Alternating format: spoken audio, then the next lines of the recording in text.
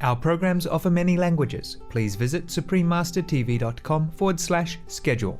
Nos programmes offrent plusieurs langues. Veuillez visiter suprememastertv.com/schedule.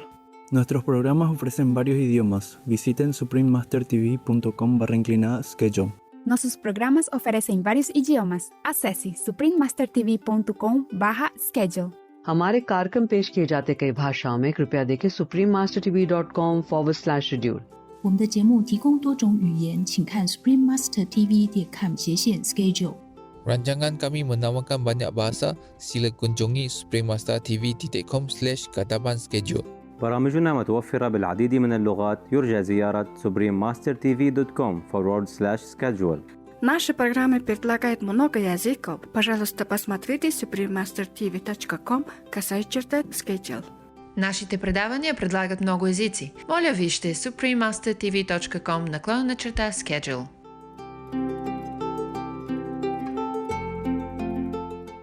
In the beginning of that primordial time of our world, these beings, they don't need to eat anything. These beings, they don't eat anything because they came from the third world or second world, or even astral world, and they don't eat anything. Therefore, they can fly everywhere. Yes, and they just live their life almost like the way where they came from, like from heaven. Please continue watching to find out more. Supreme Master Ching Hai's lectures are not a complete meditation instruction. Please do not try alone. For free of charge guidance, please visit godsdirectcontact.org or contact any of our centers near you.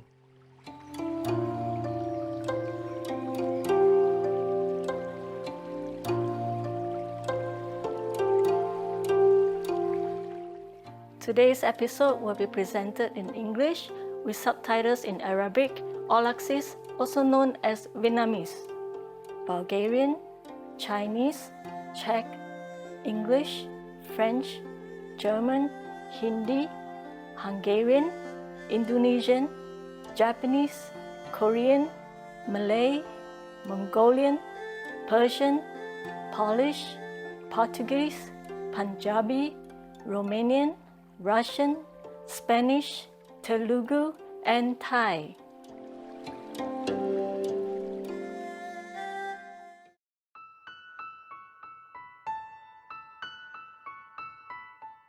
亲爱的观众，很高兴见到您。我是伊凡，来自现代化的新加坡。这里以爱和真挚的友谊欢迎您。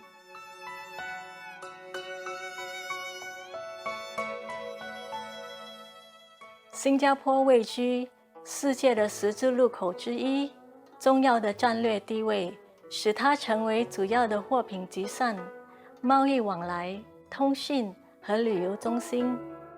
今日，新加坡拥有世上最繁忙的港口、最好的机场和航空公司之一。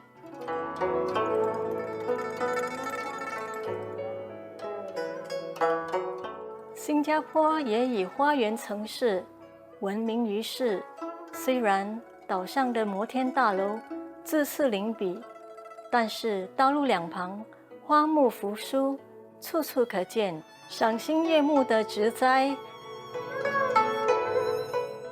这都得归功于新加坡政府常年努力种植树木，美化环境。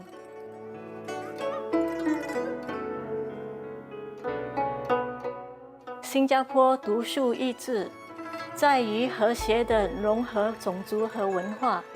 早期的移民由马来人、华人、印度人和欧洲人，成为一处民族大熔炉。各种族有其独特的文化，一年四季都有缤纷的特殊节庆，大家一起同乐。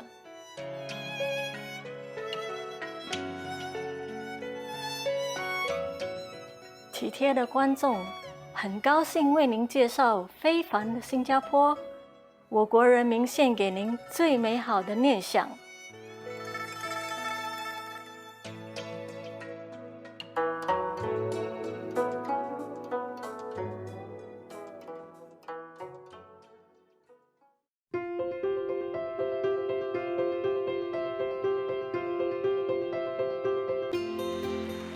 青海无上师30多年来以神圣教理照亮世界。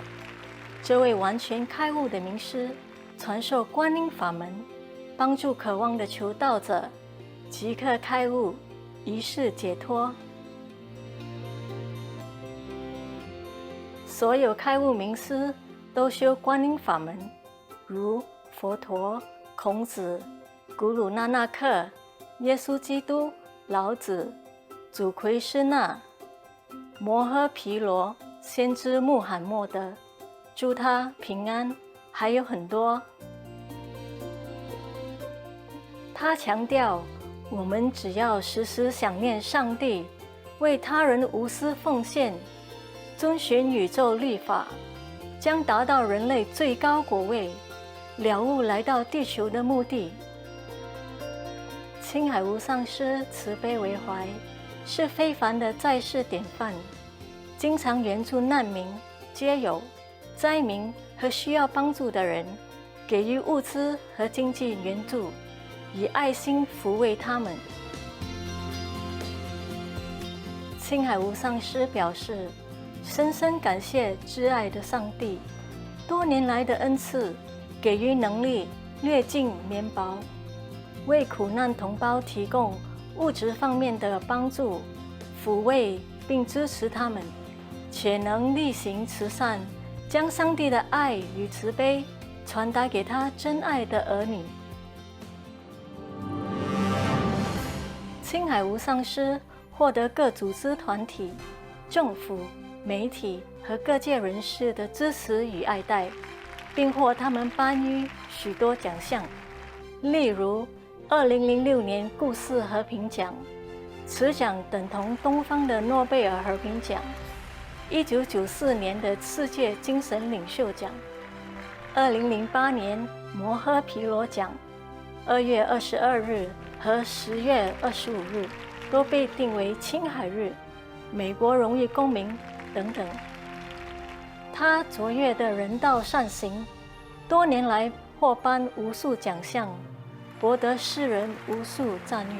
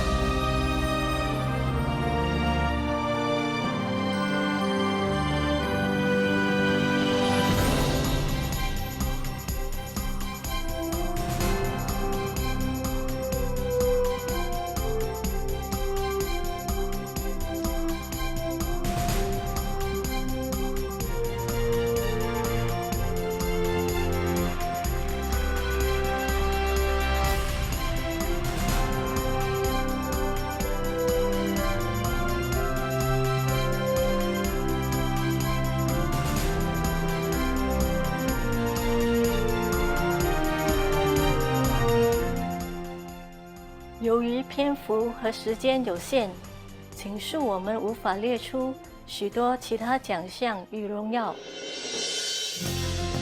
致力为动物发声的青海无上师，提倡和平爱心的植物饮食。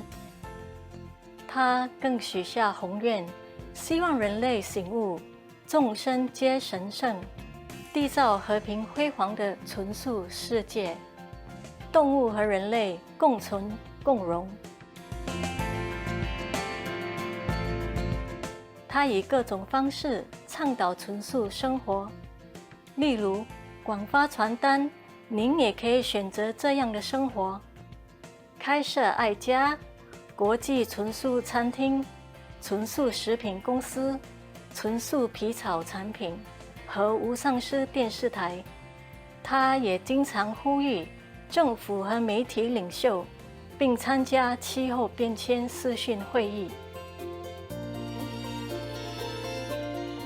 无论世人是否警觉，其努力影响世人自具，唤醒人们选择善待动物的生活，并奉行慈悲之道，天下才能永久太平，救地球免于气候变迁及天灾。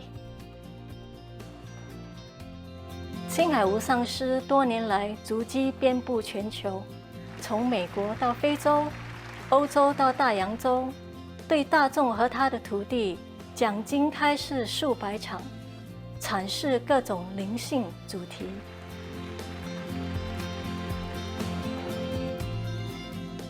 今天我们有幸为您播出其中一场精辟的开示，主题为师徒之间节目楞严经4决定清净明慧的断偷与断妄语7集之一。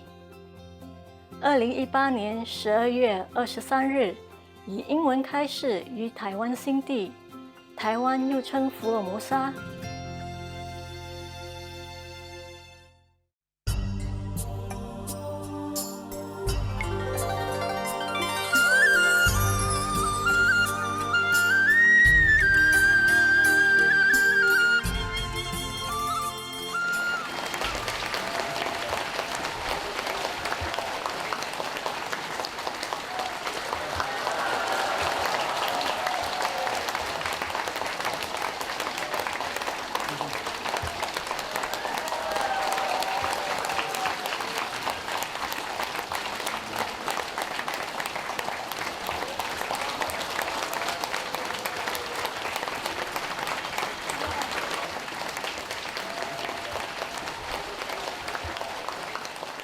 Hello there. Your beautiful grandma is here.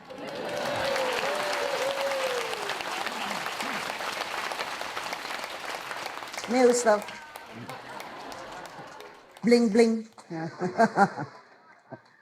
Bling bling, Fred. You know, right? I joined the brothers. Bling bling. Okay. This is called something like enlighten or something like that. Awaken. You know better than I do. God, what kind of designer who doesn't even remember what she designed? Told you, grandma, huh? She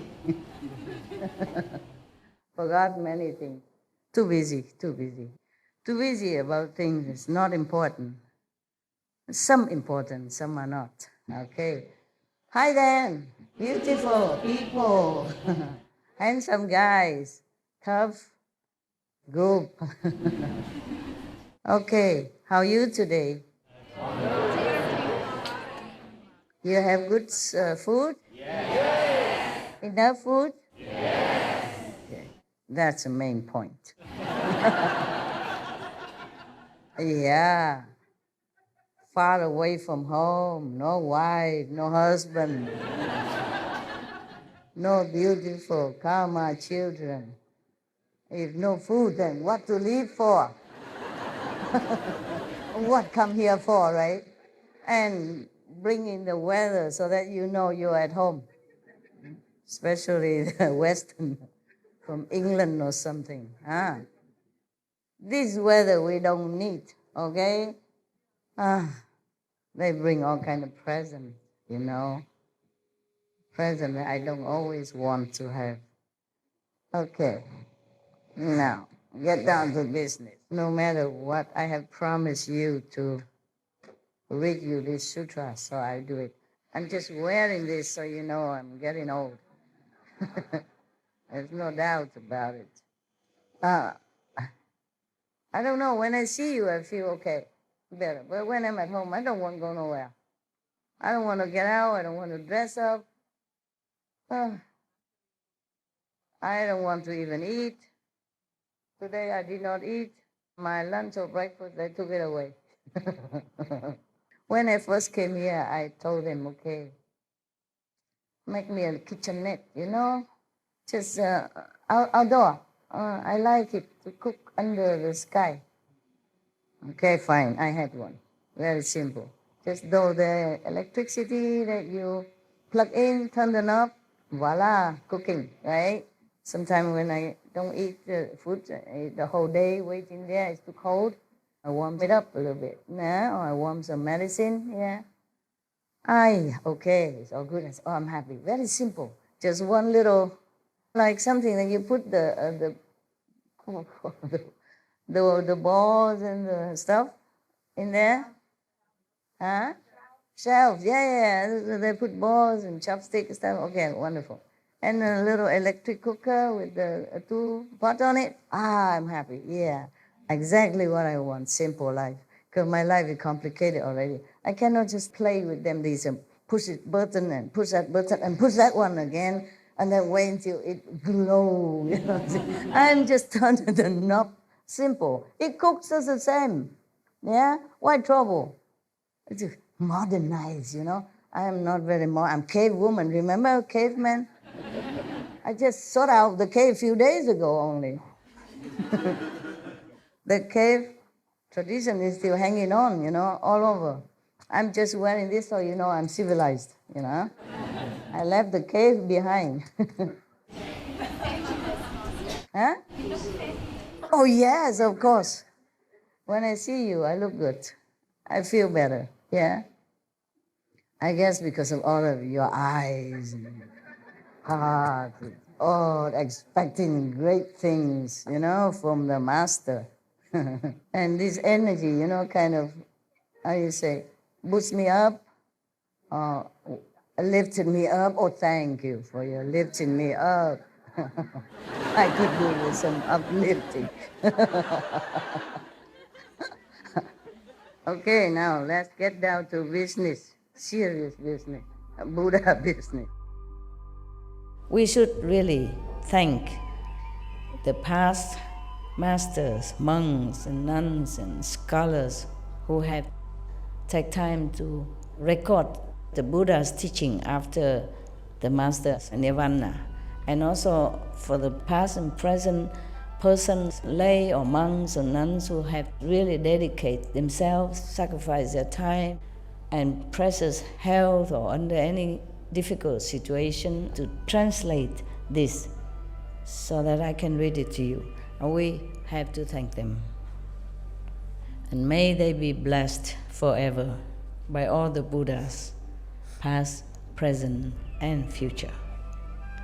May their merit be immense. May they be liberated forever. Thank you.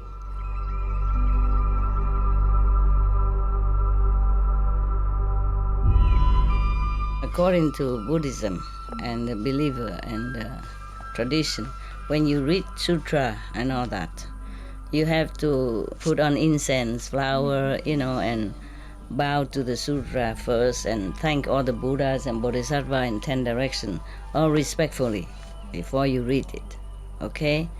And then you cover the sutra also with silk or, you know, beautiful cloth, and I just make it more popular. Yeah, more easy, simple.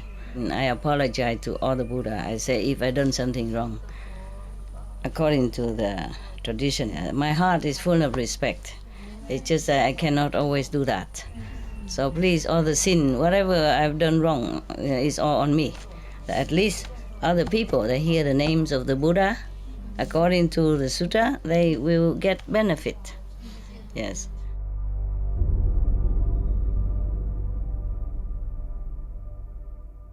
Okay, yesterday we were talking about the Buddha saying that a monk, real monk, should not wear any silk, should not wear any leather boots, yeah. In his time already had boots, silk, and furs, you say it here, yeah? Okay, camera, zoom in so that they know I'm telling the truth. Zoom, zoom, zoom, zoom. You see this one, this part, yeah? Buddha said everything here, okay? All right, yeah. Buddha said so many things in here that could offend many people, offend many businesses, just like I do. Maybe that's why some people say, this is not a Buddhist sutra. It's not Buddha who said that. Nonsense. If Buddha didn't say that, who said that? Huh? I wasn't there. Was I? No, we were not there to tell people, be veg, go green, nothing. It was the Buddha who said this. That's why I said to the team, put the Buddha vegan, not vegetarian. Vegan. Was a lot of Jainism. Mahavira, he was also vegan. He even advised, not allowed, but he advised his disciple to not to even eat root, not to dig the root to eat it, because it might hurt the worms. The worms in the ground.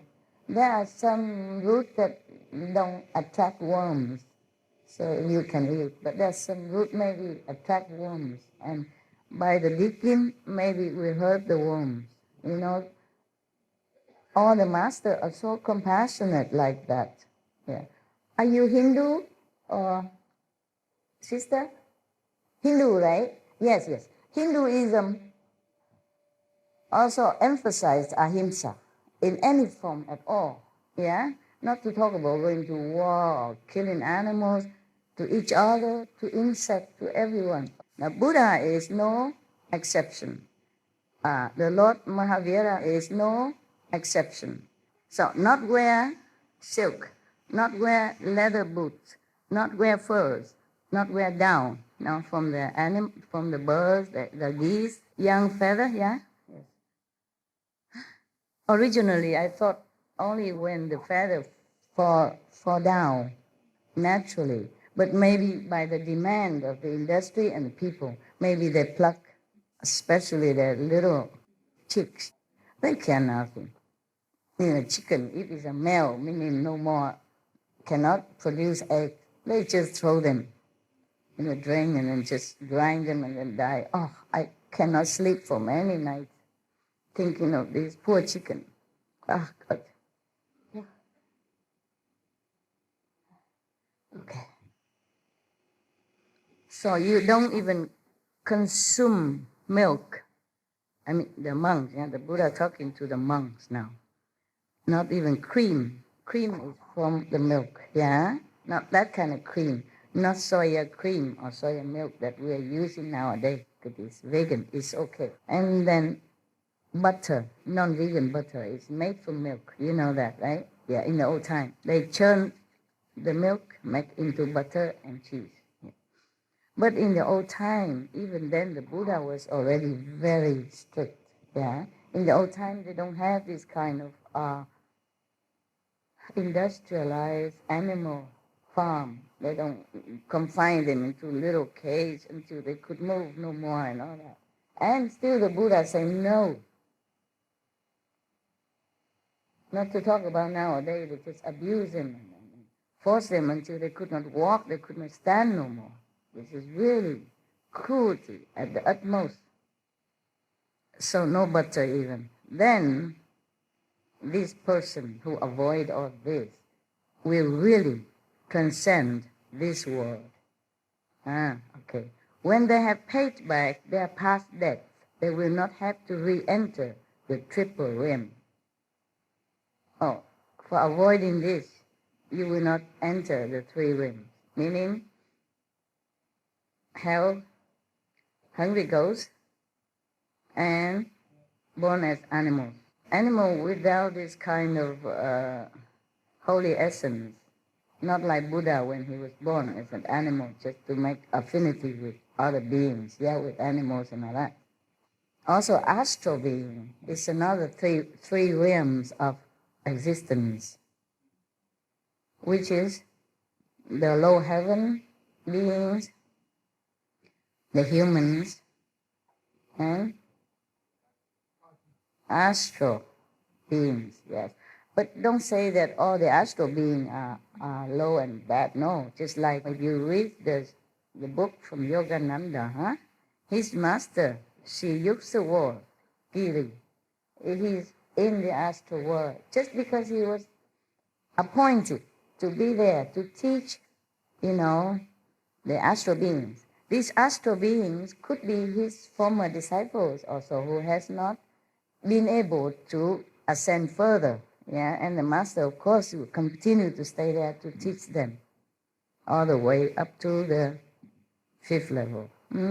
Okay, that's why Jesus promised, I will never leave you nor forsake you till the end of the world. And many words, not just this word only. So this is a promise of a real master. This is true like that. But hurry up, okay? Don't stay in the astral level. And thinking, master will come and take me anyway. It could take long, long eons. And you see other brother and sister on other religious group passing by you with flying color, and you're sitting in the astral world and thinking, when will I get up there? When? When? When? It's just like here. If here you don't practice diligently, you go up there, it's the same. If you don't practice diligently, then just staying there. It's like when we study in the class and we are lagging behind. And if you're lagging too long, then maybe you have to be recycled again so that you become human or others, so that you can continue to learn, maybe with other masters if you're lucky, if you have enough merit. It depends on what you want, really. All right. So now, being a vegan, avoiding all animal byproducts, doesn't give you complete liberation. The Buddha said only he will transcend this world, not S, world, and with a D, okay? Meaning, you be able to avoid the hell, the being hungry ghosts, or be reborn again as animals, like domestic animal, working very hard. I told you the story about a soul who's born in different animals, and when he was born as a horse, he also fed up. He tried to kill himself. Remember all that? No, I don't think you do. It's a long time already. If you have to listen to all my lecture, I think you will grow old. It's a big bird here. All right. He tried to kill himself as when he was different animals, but he never succeeded. Even if he succeeded, he was born again in another animal, and then tried to kill himself. But no use. Your karma have to last until the time's up, having master or not. Even the Buddha, he mentioned here, maybe later. Yeah, not here. After, we have more to come. You see that? You see how long it lasts here? Huh? You see how much I have to study, do my homework for you? And before that, I do homework before that also, to check out anything else. And then I keep reading and I lost the pages. Oh, I just keep looking again. Where is that demons? Where is the demons? Because the Buddha was talking about demons. Understand that possessed practitioners when he or she not vigilant enough, okay? And then I lost the page because I keep reading, and then I forgot, and then something, or maybe dogs barking, or somebody bugged me, somebody or something, and I forgot my page. I come back to keep looking many hours until I find it. There's no index here so that you cannot find where is what. Oh my God. A lot of fun, eh? For you. Very funny. The Buddha also asked them, why? Is it because when one wears something taken from living creature, one creates condition with it? Just as when people eat the 100 grains, their feet cannot leave the earth, the ground. Meaning, in the beginning, why Buddha said this? In the beginning, in the other kind of sutra, I don't remember which one, the Buddha mentioned that.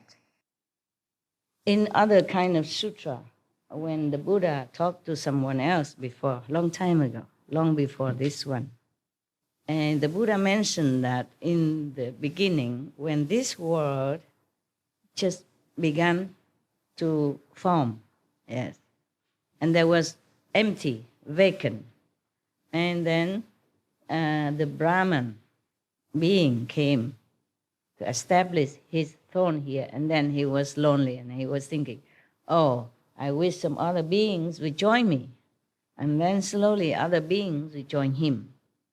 In the beginning of that primordial time of our world, these beings, they don't need to eat anything. These beings, they don't eat anything because they came from the third world or second world, yeah? Or even astral world, and they don't eat anything. Therefore, they can fly everywhere.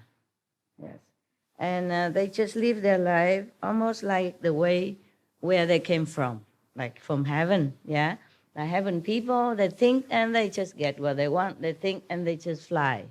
If they want to go to Kaohsiung, they think of Kaohsiung and they just go, flying. No need airplane, no need buying, booking, passport, nada, nix. How nice. That kind of life is heavenly life. And then slowly they live in the world, then they bore, they play, they frolic around, and then one day they saw some form that manifests itself on the sea surface. And then they taste it. Oh, it tastes good. It's sweet and nice. That's the first time they ever tasted some physical substance. Okay, and then, they continue eating that. It tastes sweet. I guess it's seaweed or something in the very primary form, yeah? They eat, they like it, and then they eat, okay. And later they begin to feel like they should eat. They get the habit of eating. And then they look in, there's no more form around. The sea doesn't supply enough, so they go look something else. They see some crawling plants or some with flowers and look good, so they tasted it. It tastes good. So they continue eating that. And later they saw some fruit from the trees and they try that. Then they eat that. Oh, feels good. And so they continue eating one thing after another. And later they found some grains, and then corn and stuff like that abound on the earth's surface. They keep eating one thing after another. And then, the more they eat, the shorter they can fly. The more they digest these earthly food, the lower they can ascend their body. And then their body begin from the etheric body, from the light body, it become more and more coarse and dense. And then slowly they cannot fly no more. And we are the descendant of these no flying people, according to Buddha, story. Now, the Buddha mentioned here, like the human who eats 100 kind of grain, meaning a lot of grain, doesn't mean we eat all 100, but, like 500, 2,000. 800 kind of grain cannot leave the ground, cannot lift his feet up from the ground. That's why I want to explain this to you, why the Buddha said that. Got it now?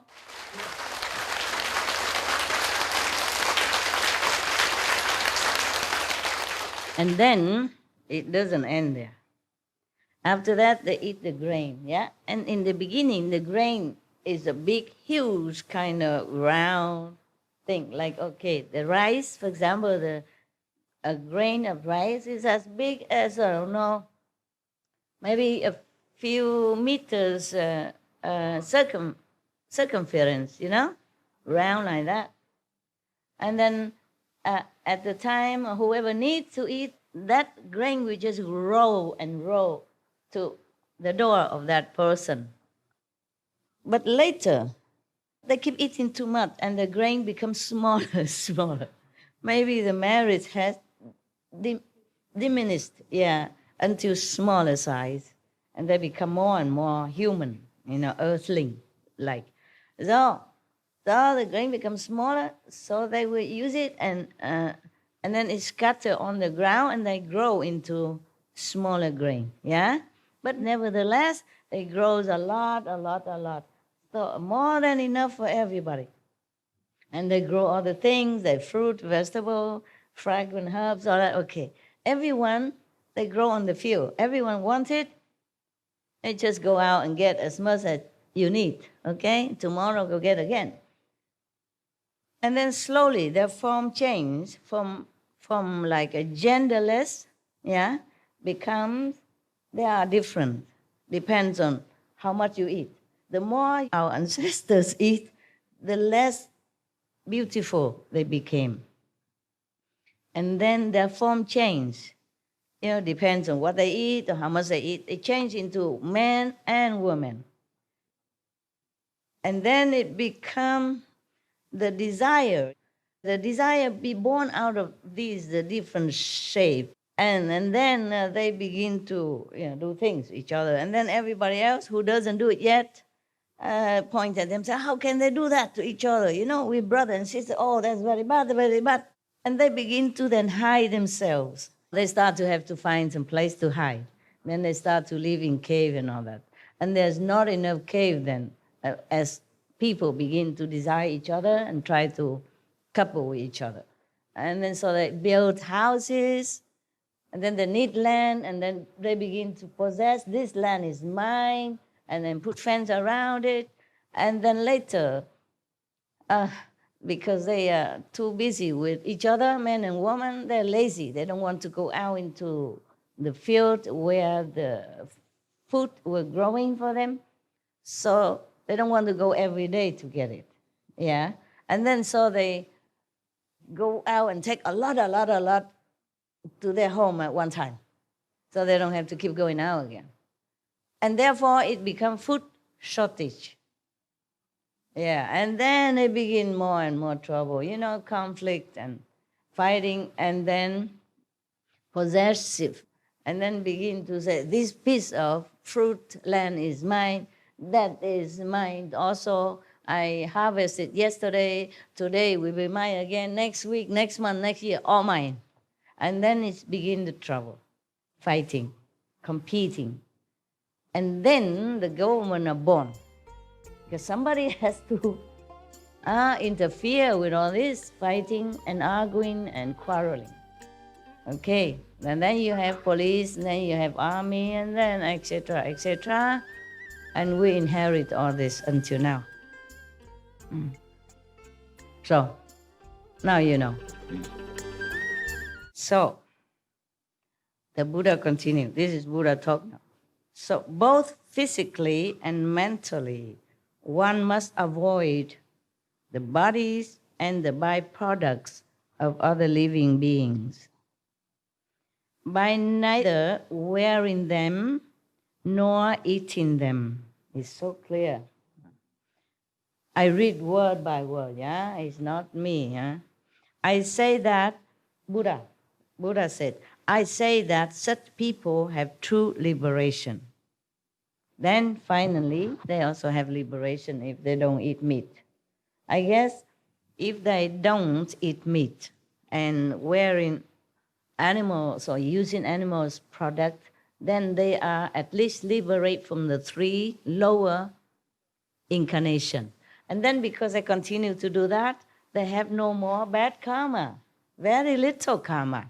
Then when any master comes, they would be able to find him. The master will find such a pure and karma-less people to save them. Then, of course, finally, they will be completely liberated. Sooner or later. So that's why the Buddha say that such people have true liberation. The Buddha said, what I have said here is the Buddha's teaching. I mean the saint's teaching. Not just him teaching, but him in the lineage of the saint. The Buddha's lineage, the saintly lineage. What I have said here is the Buddha teaching. any explanation counter to it is the teaching of papayan, mean the heretic, or atheist, not true teaching. Further, now Buddha explained something else, some other precepts, okay? We had, like purity from lust, no more lust precept. And now a killing precept we just done. And now Buddha continued to expound further about the non-stealing. So Buddha said, further, Ananda, if living beings in the 6 paths of any mundane world had no thoughts of stealing, they would not have to follow a continuous succession of births and deaths as well. All these precepts are paramount, important, so that you can be liberated, at least from a lower birth of existence. And then slowly the master will take you up higher. So the Buddha said, your basic purpose, meaning to Ananda and the monks at that time, your basic purpose in cultivating samadhi is to transcend the wearisome defilement. But if you do not renounce your thought of stealing, you will not be able to get out of the dust, meaning this kind of dusty world, the earth, yeah? Even though one may have some wisdom and manifestation of chan samadhi, mean meditation samadhi, one is certain to enter a devious path if one does not cease stealing. At best, one will be an apparition. On the average, one will become a phantom.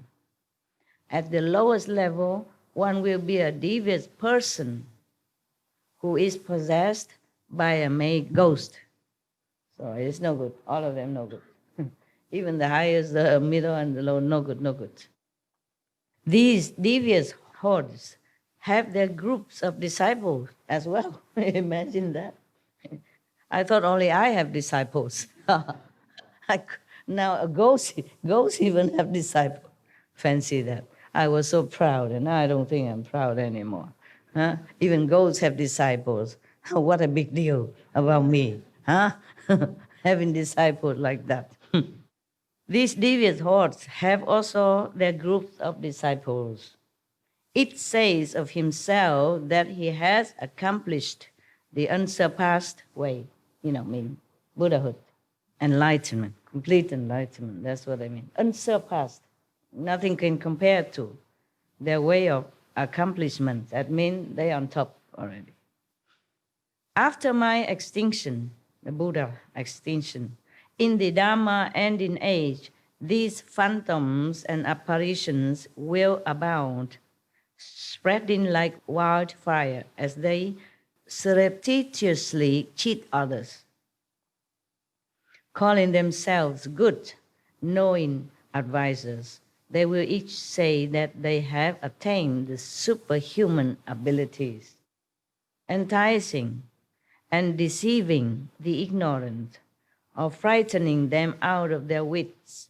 They disrupt and lay waste to households wherever they go. Very destructive group of ghosts, of apparitions. I teach the bhikshus to beg for their food in an assigned place in order to help them renounce greed and accomplish the Bodhi way. The bhikshus do not prepare their own food, so that at the end of this life of transitory existence in the Triple Realm, they can show themselves to be once returners who go and do not come back. In this case, the Buddha means Triple Realm, meaning this world and a little bit higher, to the Brahma. So when you pass all this world to pass the Brahma realm, then you are truly liberated forever. So in this case, if the bhikshu, the monks, do whatever the Buddha has listed above, then he will surely be liberated. Yeah. And see, they never come back. Yeah. Once returners who go and do not come back. Okay. Then why does he say once returners? It could be that they have returned already into this world one time only. Yeah, already they exist already as a human, as monks, but they will never come back again. If they go up to the higher level, they will never come back again. Truly liberated. Okay, got that. How can thieves put on my robes and sell the thus come one, saying that all manner of karma one creates is just the Buddha Dharma?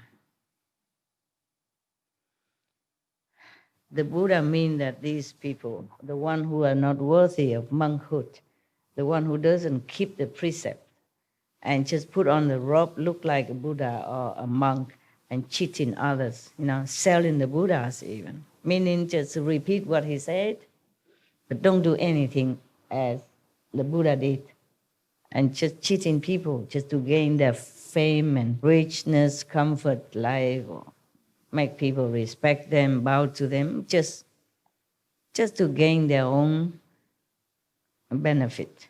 So the Buddha warned the people about this kind of monk, just the same like Jesus has warned his disciples and the later generation that beware of the wolf in lamb clothing. Yes. After Jesus died, there may be a lot of wolves like that proclaiming his teaching for their own benefit. Well, it's kind of true, because even within religion, same religion, there used to be some wars and a lot of bloodshed. Remember, in the name of God, same religion, not like different religion even.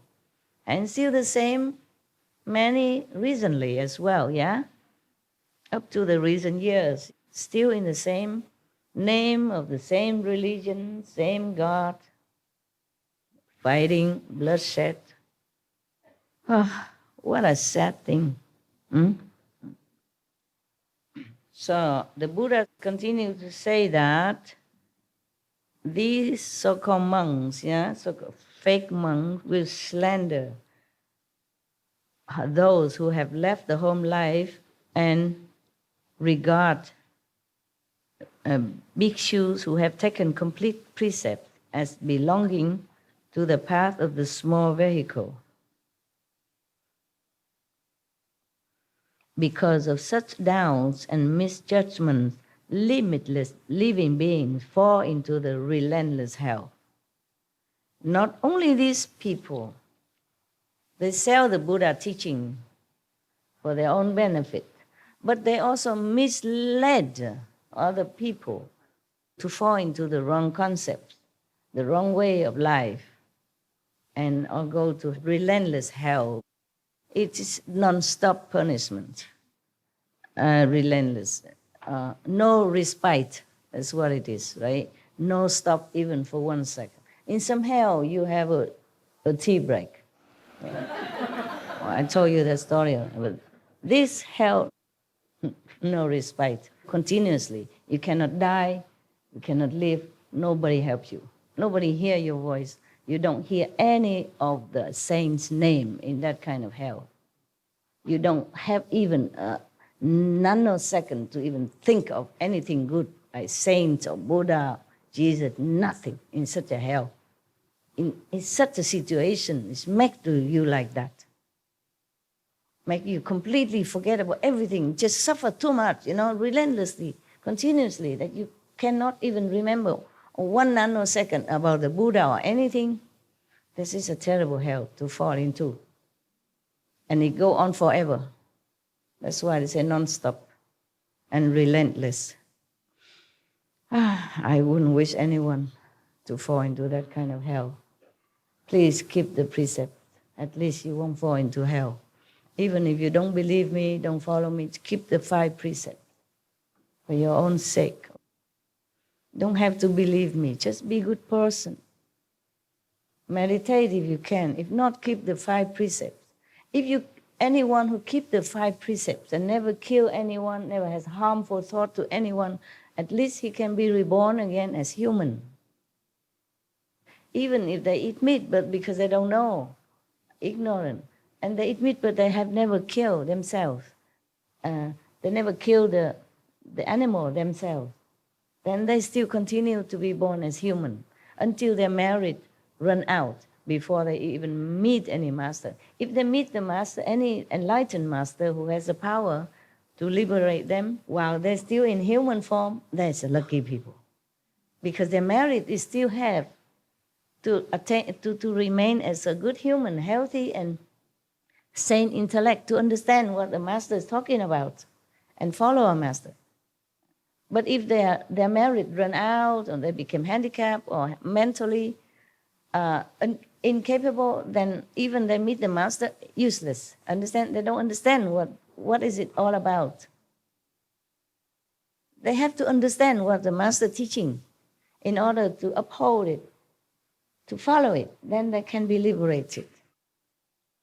So keep the 5 precepts. Always think good, do good, and help others if you can. Then you'll be surely reborn again as good human. Have a decent life or maybe rich life. Depends on how much you give and how much heart you have while you're giving it. How pure you are when you're giving. Yeah. Then you'll be rich or medium, rich or poor accordingly. Okay? Yes. Master also no exception. Not because you are master and then you can just live recklessly and disregarded of the law, or no helping people, no sympathetic to people, and no charitable heart, then also no good. Actually, before you became a master, you must have been trained all that already. Otherwise, you couldn't be a master. What I meant is, even you have become a master already, but your karma in the past life, you have not paid, still have a little bit, then it will double, triple, 100 times more, so that you suffer more than normal people. Okay, I say that bhikshus who, after my extinction, have decisive resolve to cultivate samadhi, and who, before the images of thus come ones, the Buddhas, can burn a candle on their body, or burn off a finger, or burn even 1 incense stick on their bodies, will, in that moment, repay their debt from beginningless time past. Okay. They can depart from the world and forever be free of outflows. Outflow means fault. Though they may not have instantly understood the unsurpassed enlightenment, they will already have firmly set their mind on it. Now I want to explain to you something. Burn the candle or burn the incense on your body. That was because Buddha is not there anymore, okay? And some people are so earnest, want liberation, so they do some kind of little sacrifice on themselves. Therefore, if you became a monk or nun in a Mahayana tradition, just like I did, they put some incense on your head, to burn it. I still have 3 holes here. Some burn even more, but 3 is the minimum, just because of that. Because it's believed that if you do a little sacrifice like that, you will be free from sin. You set your mind truly, firmly on the path of renunciation and to help yourself and sacrifice for others. This is a symbol of sacrifice and disregard your comfort for other beings in the future. Because to be a monk, your ideal is to liberate others, to help others to understand the holy teaching, not for yourself only. So anyway, some burn more afterwards. But at the time of ceremony, for being a monk or nun, they give you 3 burning incense only. It burns until your skin burn off. The incense is small like that, okay? And then it keep burning until it burned to your skin. Yeah. And it did hurt. And if you want to burn more, you do it at home. Because at the time of taking the precept, the full precept to be a monk and nun, there are so many people. So there's no time to burn more for you. But you can do that more at home. Of course, your head are all shaved already. So it's only the skin, the tender skin. And you burn where the most tender, right in front here. That is a symbol of self-forgetting, self-dedication, self-sacrifice. So that you remember that you must do everything you can to help others, okay? Right. So that's why you're here. Okay, I explained that to you now so you understand more, huh? Yes. So if you want to become a monk or nun, for example, like that, in this Mahayana tradition, you have to be vegetarian. Yeah, and you have to burn your body, your head somewhere. Head is easier for them because the head is shaved clean before that, and then they put incense, it burn until it burn your head, your skin. And then after the incense has burned to your skin and the incense has no more burning, it's only ash, then they will take the ash away and they give you some cool watermelon to put on it. And they take care of you very tenderly, though. Very nice people. So the Buddha say that. The Buddha gave many, many methods to purify yourself because he knows after he left, they might not be able to meet any other master. Even if you met a master, you will not understand it, you will not know. So if you continue to follow the Buddhism, and if you do this and that, then the Buddha will also be connected and help you somewhat. So it doesn't matter which tradition you follow. The original master will also try to help you. It's just the problem is a human that rejects it. Jesus, for example, Jesus always tried to help invisibly, but human that reject him. Or the Buddha reincarnate even, or master any, they reject him. They're waiting for Maitreya, they're waiting for second coming, third coming, fourth coming. They're waiting forever. That's why I don't want to make a Qinghaism. Because if I registered our group as an ism, then we have more privilege, more easy access, more easy. Doing anything is more easy because we are religion. Nobody can touch us. But we are just an association. Even then, people still think I'm trying to do something. Oh, I am trying to do something. I'm trying to awaken you and other people, whoever I can. But it's very difficult for any master to come down. After any master come down, they make a code out of it. They make an ism out of it. And then the other master come later on, or the same reincarnated master have problem, by his own teaching, previous teaching. I told you before, in my ashram before, Sihu or other place, I don't have any building. I use my money for helping the poor, the less fortunate than us. Yeah, I told you because you still have a home to go, right? And homeless people, they don't have. The disaster people, they have nowhere to turn to. Yeah? Even if you get wet here, tomorrow you go home, you have dry clothes, okay? Even if you sit in a tent, so what? Even you have a tent. Disaster people, they don't have a tent. Homeless people, they don't have a tent. Therefore, I use the money for other things. I did not build any ashram at all. And then I told you, don't worry, just wait until I die. You have a lot of churches, maybe. Qinghai churches, possible. You see, after the Buddha, when he was alive, he would go begging for food. And now, beautiful temples everywhere. And if the Buddha reincarnated, he has to pay a ticket to go in, maybe. Or have to buy some incense or fruit to make offering or something, or have to register as a Buddhist or something, or the same with any religion. When I was in the Himalaya, I normally sit outside and meditate on the rock or somewhere outside, outside in the forest or something. But some day it's too hard or too cold or something. I went inside one of the temple to sit. And the monk kicks me out. Out, no, you cannot sit here. Yeah, I just sit and meditate only.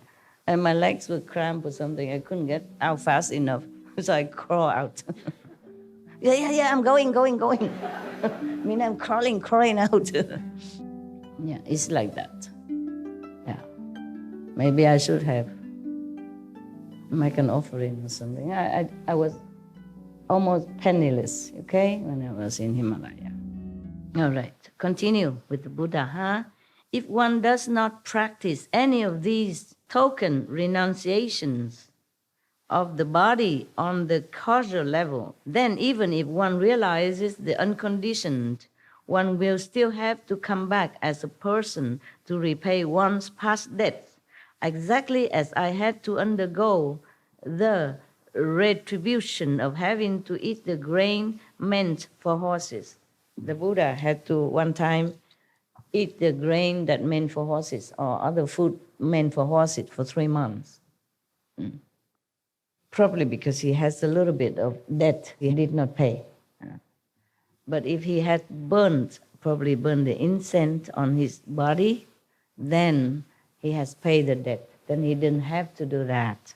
You see, Buddha very compassionately explained all this, and he even confessed his own debt at his own expense, not wanting the disciple to worship him as a perfect, flawless, enlightened being, but still has some debt to pay from the past life. But this is a Maya arrangement that way, so that the Buddha had to have some debt. Otherwise, how can a Buddha ever had any debt? He's been a Buddha for, you cannot even count how many eons or kalpas already passed. He even confessed that. He has mentioned that if you burn a candle or incense or finger or one incense stick, even one incense stick on their bodies, anywhere, he didn't say on the head, but on their bodies, and then will in that moment repay their debts from beginningless of time. That's why I became a monk, in case I have debt, a lot of debts before. So I guess I'm free of debts now, and all the karma is yours. Yeah, yours karma on me, because I have burned the incense, not just one incense, but 3. The Buddha said here, that means I don't have karma. Actually, before that, before I became official monk, I was in some ashram, walking, going from one ashram to another, looking for masters. And several people always look at me and say, oh, you don't have any karma. Look at my hand, or look at my face. So, oh, you have a bodhisattva eyebrow. I don't know what bodhisattva eyebrow look like, but I did have it according to them. And look at my arm and my hands. Oh, you have no karma. Not at all. That was before I became a monk, okay? Yes. And then I became Tibetan monk, and I became Hindu monk, and then finally become Buddhist monk. I try all traditions. So if I wasn't clean by the Tibetan monk married, then I was clean by the Hindu monks married. If not, then I triple it by become Buddhist monk. So actually, I was free of karma. So whatever happened to me is all your fault. Lovely karma, yes. It's nice to blame somebody else. It's easy. The most easy way, is to blame everybody else. Yeah. I do the same. It's fun. Okay, now, when, the Buddha continued, when you teach people in the world to cultivate samadhi, they must also cease stealing. This is the third clear and unalterable instruction on purity given by the first come one and the Buddhas of the past and the honor ones in the past. I mean, many Buddha. One Buddha after another, all the Buddhas teaching this way, all the saints, all the first come ones teach this way, the precept. is important.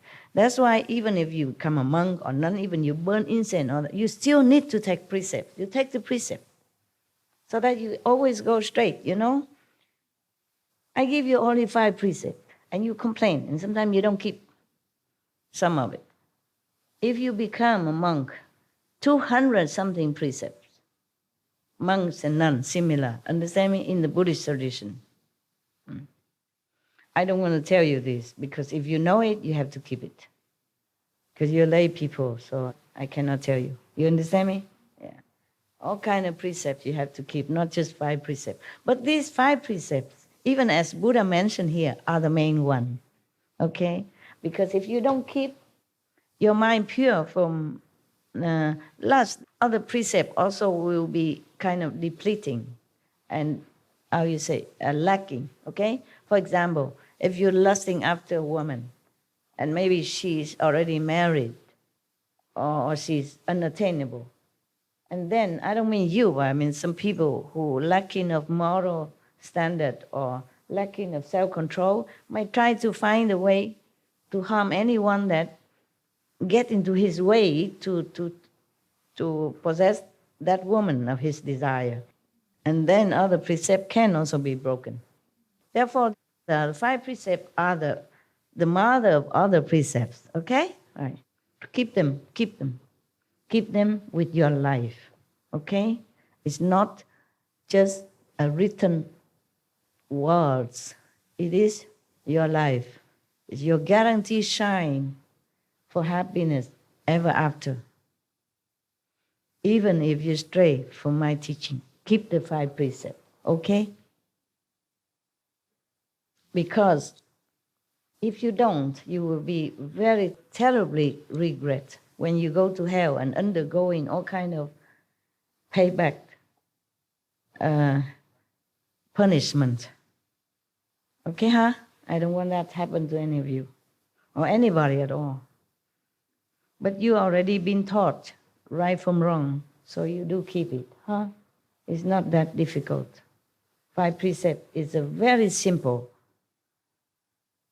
rules which should not be even a precept. It should be like a standard living way of a human, a decent human, not to talk about saint or practitioner or anything like that.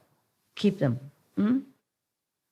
In Catholicism or Hinduism or Jainism, they all keep precepts. They all have this kind of basic ahimsa, no harming to others, yes? And stealing is also harming others in a different way, yeah? Because if you steal somebody money or something that he or she needs, then you discomfort that person. You make her and him, hers or his life not smooth, and then you make him worry and then distracting him or her from their daily routine or efficiency to their work, whatever they're doing. So when you do something, think twice, okay, before you do it. That's all, very simple. Whatever not yours, even if worthless, don't take. Very simple, okay? Is that difficult? No. Been told decades already, huh? The Buddha tell Ananda that when you teach people in the world to cultivate samadhi, remember, because Ananda asked the Buddha, how in the future can I help all the beings, even though I myself are not very highly developed, I'm not, maybe not saved yet, but I want to save others. I want to try. So the Buddha teach him all this, yeah? So he continued to say, when you teach people in the world to cultivate samadhi, meaning after Buddha is gone, nobody there, then if you want to teach others and teach them all this, all the above mentioned, regulation, precept, principle, okay? And plus, if they want to cultivate samadhi, they must also cease stealing, yeah? Don't steal anything. This is the third clear and unalterable, uncompromisable. That is the real truth. Nothing can replace it. No killing. No unethical sexual relationship, okay? No stealing. Even if you married, you have to, taper off. The master in India, even they are married. Many of them do. Yeah, because they married already before they became a master, or even afterward. But they have couple interaction only 3 times a year, just to make children, to do the tradition family. That's all. Not because they're lustful after that, just kind of duty. So this is unalterable rules of the universe that you must keep in order to be liberated, with or without the Buddha presence. Now, therefore, Ananda, if cultivators of Chan Samadhi, in meditators, do not cease stealing, they are like someone who pours water into a leaking cup and hopes to fill it. I mean, useless.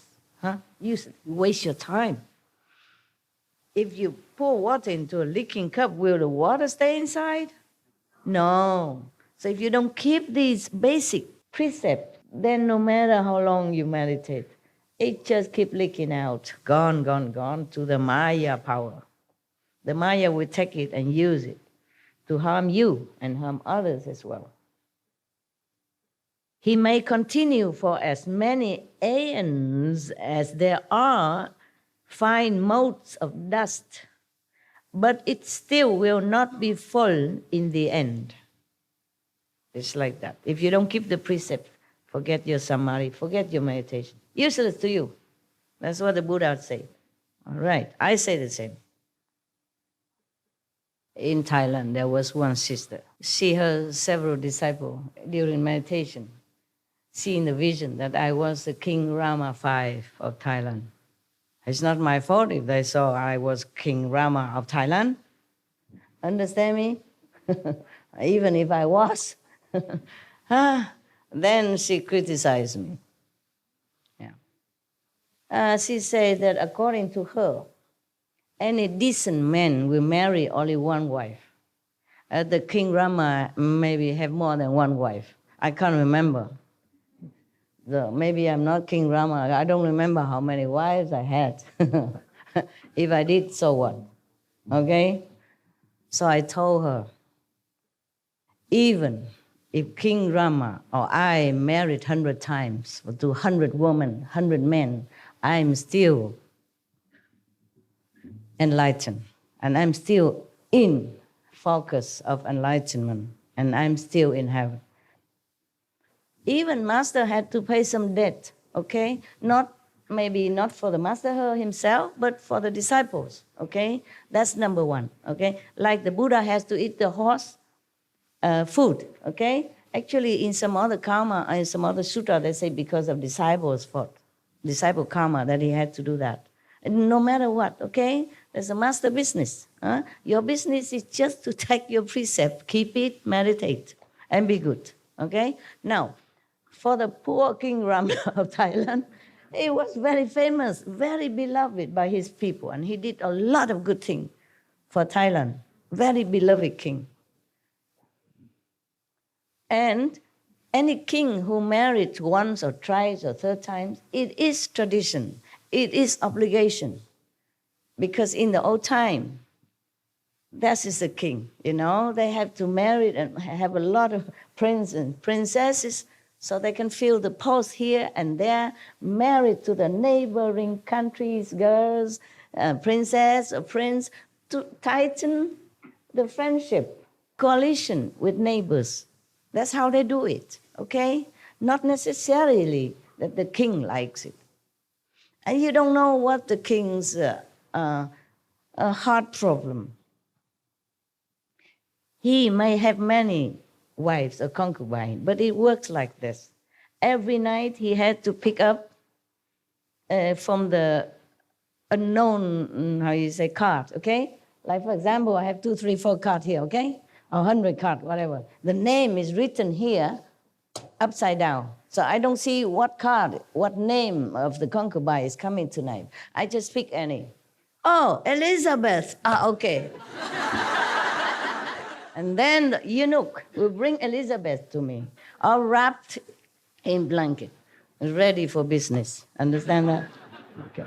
So the king don't even have any emotion involved in hundreds or how many hundreds of concubines. Just a job, just a work. Whether or not he likes that Elizabeth or not like Elizabeth. Fancy sleeping with somebody you don't like. Every night you have to do it. You don't even know her. You don't even know him. Fancy, huh? You like that? No. No. Even if you like women, you can't just like that all the time, right? It's like a job. And woe to any king who favor just one concubine. Then sooner or later his kingdom falls. You can see that in history. I don't know if your history, but China, for example. Like the king of Tang Ming Huang, he fancy one concubine. He loves only one.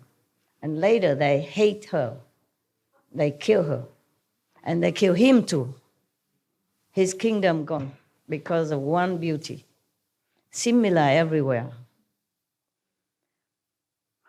One time in Vietnam, one king, he loves one of his queens very much. But he has to kill her because it disturbed him too much for his state affair. One time he sent her with a letter, sealed, with the king's seal, and she cannot open, she doesn't know what is inside. Nobody allowed to. He sent her to go to one of his generals with the letter. Inside he said, please kill her so that I will have peace of mind to take care of the country's business. He can't allow himself to be too much entangled in this emotional so-called love affair, even though he's entitled to it.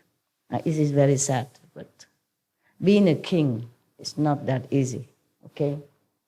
There's other king also, if he favor one concubine, he's not allowed to.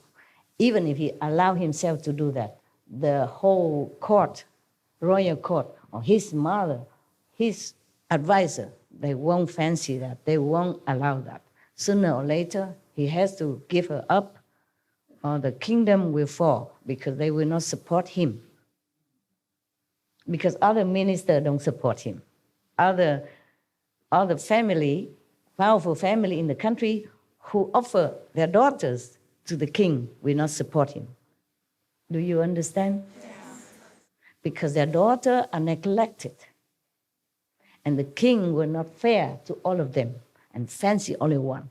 Then all the people will slowly fall off their favor. And then the king is alone. And with the queen who's being envied, jealous, hated, want to destroy. And then sooner or later it fell. Many times in the history of China, especially like that. You read them, okay? And you know. So to criticize a king of having many wives is not fair anyway, okay? Whether or not I was King Rama or the King Rama have many wives or not, who cares? You have to see more, bigger picture. You can't just point your nose into the toilet alone in the house and say, oh, this place stinks. The toilet stinks, but not the whole place. The king, he has duty to his nation. He does everything or did what he can in order to uphold his country, to develop peace with other neighbors. In order to do that, he had to marry his prince and princess to different countries' royalty. That was in the before. That's how they make peace and coalition together to keep themselves strong. Therefore, he doesn't even know who's going to sleep with him tonight. It's just a card, you know? They give you every night a card. You just pick up one, and whoever comes will come. There's no like, okay, every night romantic and stuff like that. It's not. I mean, and if you want to have a romantic one like that, then you're doomed. Sooner or later. It's like that. Because these ministers of the king, they love to give their daughter to be the king's favorite and concubine. Strengthen also their power, prestige, the whole family, like that. Even then, no benefit, but the wife of the king, my daughter. Of course, any father wants that. Any mother loves that. And therefore, the king was offered many from the minister or sub-ministers or the generals or the, whatever you name it. Yeah, they all have, if they have daughter, they offer to the king. And the king had to accept it so that they will be loyal to him, support him, yeah, make him strong and the country stable. If the king alone, how can he do anything, yeah? Even though he's so-called supposed to be the most powerful, but he doesn't have anybody support him. The general don't want to protect him. The minister don't want to help him. The ambassadors don't want to make relationship better with the other country. How the kings are going to govern anything? In the old time, relying on that. You see, nowadays we have many more better communication system. Yeah, we can go directly to another country. Being a king, you can go directly, or minister or prime minister, you can go and shake hands with a neighbor country quickly. In the old time, you have to rely on all these supports around you. All support you get. Therefore, he has to have many wives. And he has to be fair to all of them, and that is the rule. He cannot pick one or two or three. Just have to treat all of them. Every night he has to sleep with one different woman. And they take turn, you know. If they have 100, then he has to keep every night one until the 100's done and then return. He cannot have one wife, 2 nights, 3 nights. Just one. He likes it or not like it. It's like that. Even in China history, one king, he cannot have children. It's just like some men don't have children somehow, you know. Maybe their destiny, maybe they are not potent. So that king has no children at all with all his queens and, you know, second queens, third queens, concubines. No one bear him any child. He is impotent. So what they do? Every night or every now and then they make a party in the palace secret chamber somewhere, and they let the young, handsome, able, you know, potent men go into there and have party with the concubines. And then all the children are born from there, become prince and princess, and also marry off outside as the royal members. So the king still can, you know, strengthen his relationship with neighborhood country, even though he himself has no children. He does that. Very good. You see, so the king cannot even afford jealousy, not possessiveness of any concubine, even though if he's important, he cannot even afford to feel bad and then don't let other men come in and sleep with his so-called wives. He does that for the country. That is the man. No matter how many wives he has, he's a good king. You capiche now? Yes. You have to have wisdom, fairness, and IQ, okay? Not just judging a little petty here, petty there, petty. It's no good, okay? It's a little mundane, but you should know a little bit, okay? Being a king, you know, it's not that easy. Nowadays, king doesn't have to have many wives anymore. But even then, I remember some decades ago, one queen of a country cannot bear children, and the king has to abdicate her. And she has to be dismissed because she couldn't bear children. King have to have children. To continue the royal lineage is an obligation. Obligation. So some nowadays, even the prince, if married to some lady, even royalty or not, she has to bear children, and right away, almost right away after wedding. Before that, they can be boyfriend, girlfriend for years, but have nothing. After married, immediately have children. You can see that, you know that. We go back to the precept, not going astray from the precepts, okay. The Buddha continue. if bhikshus, monks, do not store away anything. Bhikshus is a Sanskrit term for monks, for renunciates, yeah? Mostly referred to as monks only. Bhikshuni is nuns, okay? The one who take full precept, 200-something precept, okay? And the rest to at bhikshus, mean real monk, full monk. And the bhikshuni is the one, the same, okay? Otherwise, you can refer to as just monk and nun, okay? In this, the Buddha addressed the full monk, the high monk, okay? And at that time, normally in the old time in India, we don't have bhikshuni. We don't have nuns. Nuns were not allowed in the monastery. It was before. And then after the Buddha became Buddha, his stepmother, or this stepmother, because his mother died at his birth, so the sister of his mother took care of him. And that mother wanted to become a monk also under the Buddha. And Buddha cannot refuse. It's his mother, and then his wife and all that. That's how the nuns' order came into being, okay? But the Buddha worried that because his mother is a queen of the country, highly positioned, respected, living in luxury and splendor, how is she going to be a humble nun, living ascetic life? Also, a nun is not easy in those days, They don't allow nuns because the woman, very inconvenient to travel around, to be alone, yeah? Also, we women have other things, other needs, yeah? And also, if mixing with monks, there might be other things, undesirable affection or thing might come about.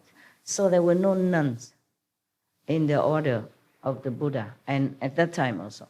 But the mother, how can he refuse?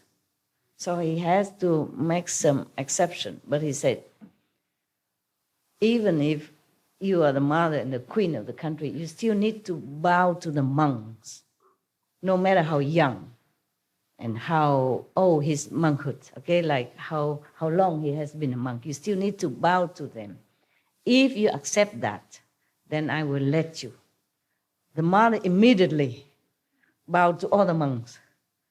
Yeah, and so the Buddha has to keep his promise. Same from then on, all the nuns in the Buddhist tradition, even though they took the full precepts and the full-fledged nunhood, just like equal to the monks, they still have to bow to the monk because of that.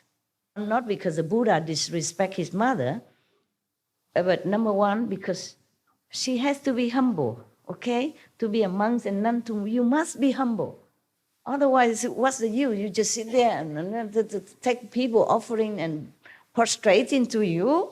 Therefore, the Buddha make them go out and begging and all that, just to train humility and lessen greediness, yeah, and possessiveness. So being a monk and nun also has a very good advantage. You train yourself in some discipline. It's a very noble kind of lifestyle. Very frugal, very humble, but high living, high thinking, high enlightenment. And now,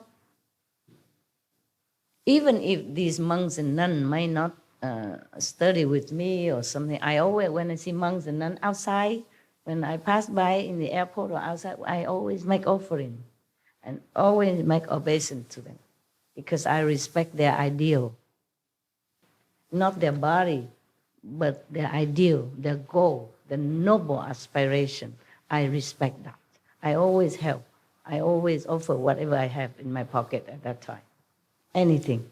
And pay very much respect, humbly to them. Because I think that kind of noble ideal of monkhood as nunhood is very difficult for anyone to follow. And if they can uphold it, they deserve respect. Whether or not they will be liberated or not liberated, I don't know who is high monk, who is low monk. I respect them all, okay? The ideal of life. you connect the pieces that we can't get from the Bible or the Sutra.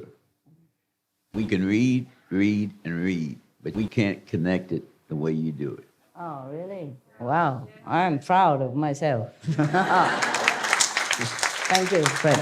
Thank you. I don't know, it just come out. You can see, I always lecture spontaneously, talk spontaneously. I don't have any prompters or anything, whether or not I talk with the public or I talk with you. There's nothing prepared. Well, it's something maybe you have to know or you should know so that it strengthens your resolution in your practice. Yeah? It clears some doubts in your mind. So when you meditate, you're more focused. That's also good for you, huh? One other thing, when people read the Bible, they can associate things with Jesus, but they cannot remember or they cannot associate it with any other master in any other way. And by listening to you and coming to know you and coming to understand what you're saying, now I can connect the Bible.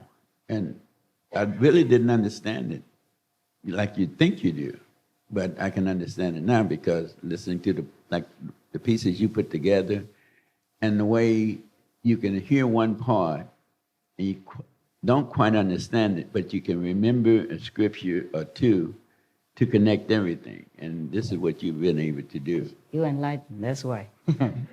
Yeah. By listening to talk, you can also be enlightened. It's just one method of enlightenment, one of the 84,000 methods. Yeah. Yeah, some monks in the Buddha's time, just hear the Buddha's voice. He became enlightened, became arhat. And that's how some people get enlightenment also, okay? It's just that Guanyin method is the shortest way, the long-lasting, and always can rely on, okay? The Buddha say that, but in another retreat, I will remind you again. I don't think we have time for this retreat, but another retreat, okay? When you go home, work, take a rest for me, and then I recover or do some more of my job, and then we have another retreat, then we go further, okay?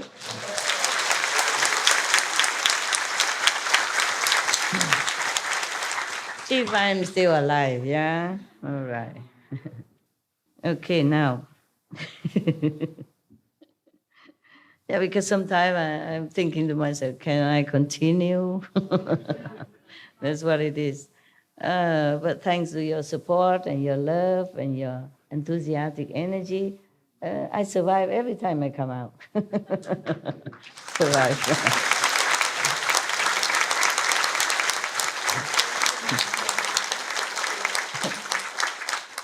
Yeah, by the way, I want to ask you, why did you cry yesterday? Well, there's a lot, Master, but everything you say answers something that's in my mind. Oh. It's really incredible how I can be thinking or feeling or wondering something, and you just sort of answer exactly what was in my heart. A lot of the things you were saying yesterday were so prescient, immediate to my feelings and my worries and my fears, and you offered me guidance at the exact moment that I was asking a question, and you offered me reassurance at the exact moment that I needed it. Okay. And I am so grateful. Thank you so much. I'm grateful too that you understood. I love you so much, Master. Thank you. Thank you. Thank you. I love you too, and your wife too. All right, my love. I'm glad it helped you. You're a good kid. Anyway, yes. You're very good. I'm proud of you. In case you worry, I'm proud of you. Okay? I think you're a very good kid. Before you came here even, I saw you on TV. You're a good kid, okay? So don't worry. You're fine. Okay, so now you know. The nuns in Buddha time begin from there. From the Buddha's time. Before that, they don't allow women to be nun. Because in India, to be a woman, you should never go out alone anyway. Okay? It's dangerous, yes. And you don't mix with men or outside of your family. But the order of renunciation at that time and before that, it's always men, you see? Men, because they're tougher. They can sit outside under the tree to meditate. They can go out for alms alone. They can endure more, supposed to endure more hardship than women, yeah? Woman is different body makeup, less convenient than a man to be an ascetic, okay? In the old time, monks supposed to be ascetic, yeah. They sit anywhere, they live, they sleep on the ground, they have just a few belongings. Women cannot endure all that. The Buddha was also worried about that his mother, second mother, was a royalty, lived in comfort and luxury, having servants, day and night. How is she going to bear this kind of life also? Not to talk about anything else. But she was determined. Yeah, she loved him that much, and she believed in him so much. So she determined. And then she has become a good nun. From then on, she became a chief of the nun. So anytime Buddha has some more nun, he will always handle it to her to take care. Yes, she was that enlightened. Yeah, but very humble because she knows, she understands the Buddha. She believes him, and she was enlightened. Very good, very good. But at that time, originally, the Buddha doesn't want any nun. Even after the mother begging him, he still don't want it. Because, a royalty and the mother, how is he going to mix in here? And where does she live? How can she endure all this? And is she going to be so snobbish and all the monks will be very afraid of her because she's a mother of the Buddha and the queen of the country? Whew. These two titles scare any man. Not to talk about monks, yeah? And the Buddha worried that monks also very pure and simple. He worried they might feel oppressed, yeah? Uncomfortable around her. So he said, no. But thanks to whom, Ananda. He kneeled down and begged the Buddha, say, she is your mother. Yeah, you cannot differentiate that she's all sentient being. You preach that all equal. He preached back to the Buddha. He gave back to the Buddha whatever the Buddha said. Equality. All sentient being has Buddha nature. And then say, so I think you should also exercise compassion and mercy on your mother. Then the Buddha has to okay.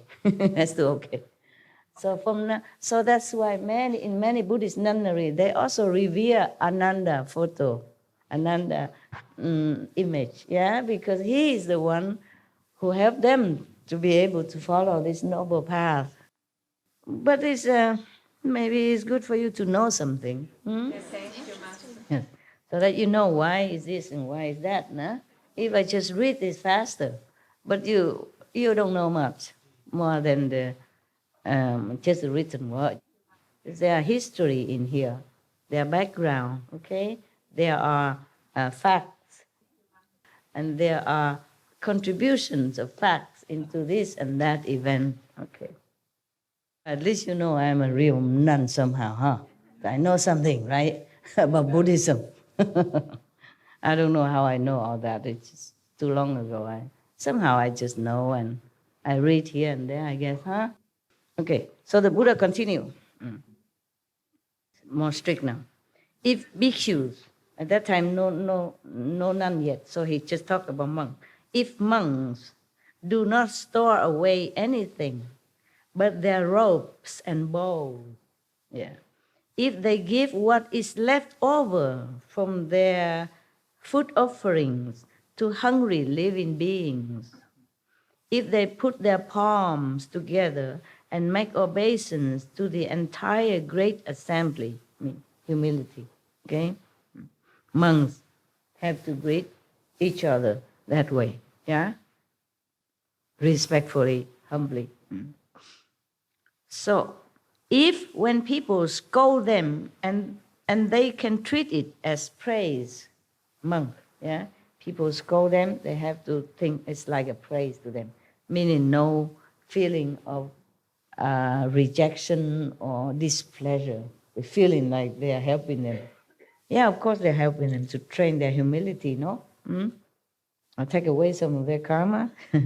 All right, so if they can sacrifice their very bodies and minds, giving their flesh, bones, and blood to living creatures, when needed, if needed, yes. And if they do not repeat the non-ultimate teachings of the thirst come ones as though they were their own explanations, meaning if they repeat the words of the Buddha, they should not claim it as if it's there, like they're so wise and so knowledgeable. But they probably have to credit like, thus I have heard, yeah? And the Buddha said that, the Buddha said this, yeah? Not like just talk, like, like he knows everything, just as if he's the Buddha himself, possessing all this wisdom. Then it's like also like stealing, pretentious and faking, like faking. As if they were their own explanation, they should not, okay? Misrepresenting them to those who have just begun to study. Then the Buddha gives them his seal as having attained true samadhi.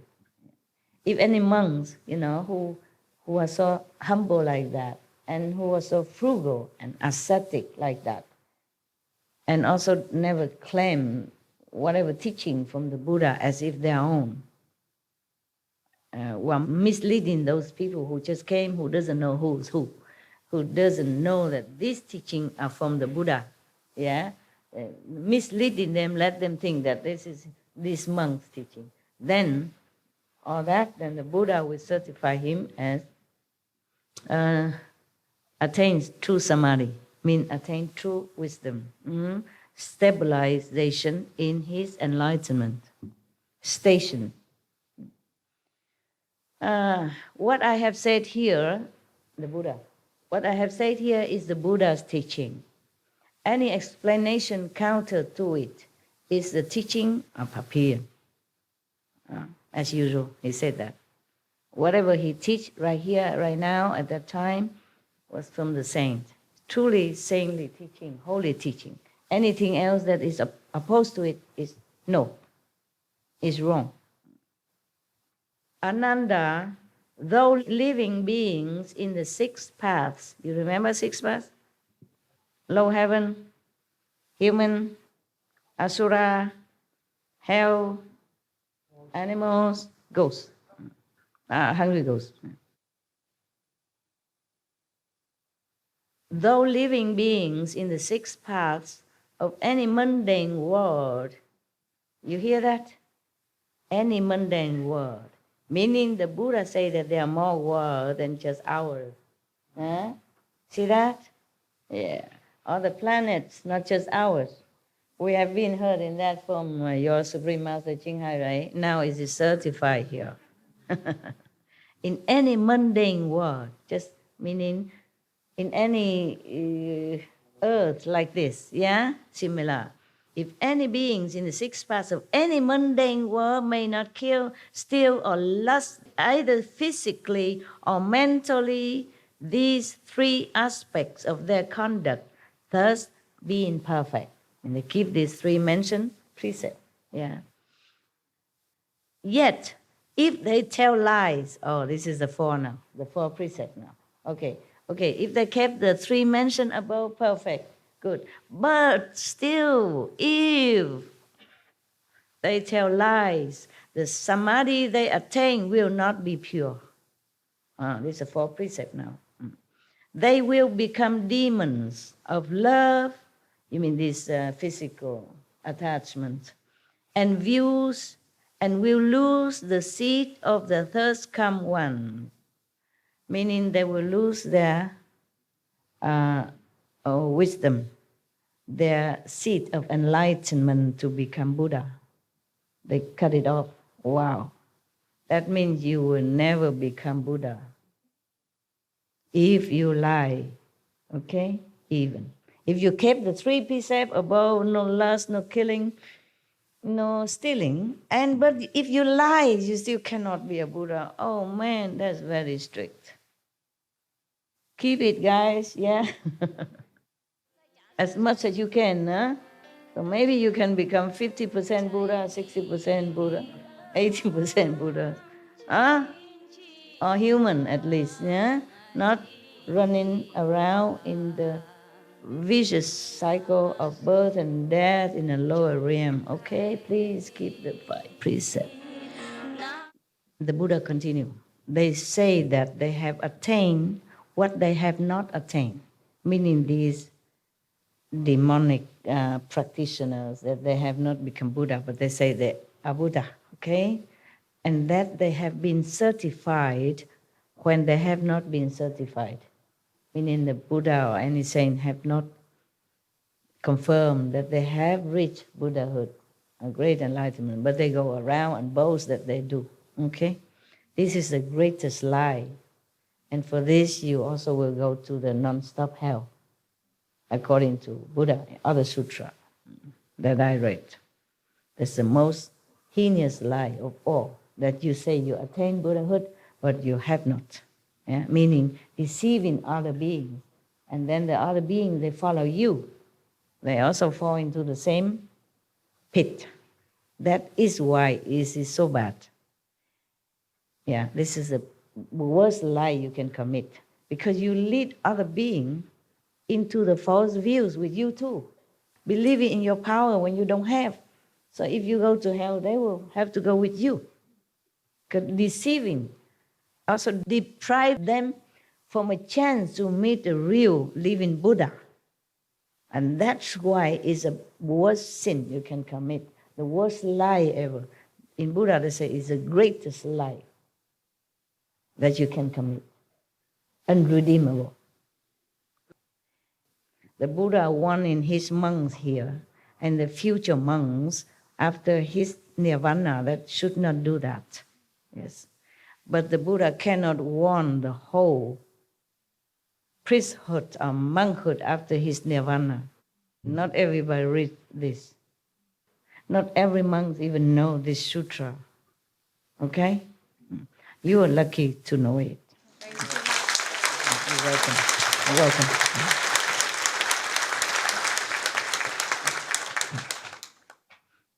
Being a monk and nun is a very noble position, but you have to really fulfill that position with nobility, humility, and above all, enlightenment, before you even go out and preach to others and let everybody believe you.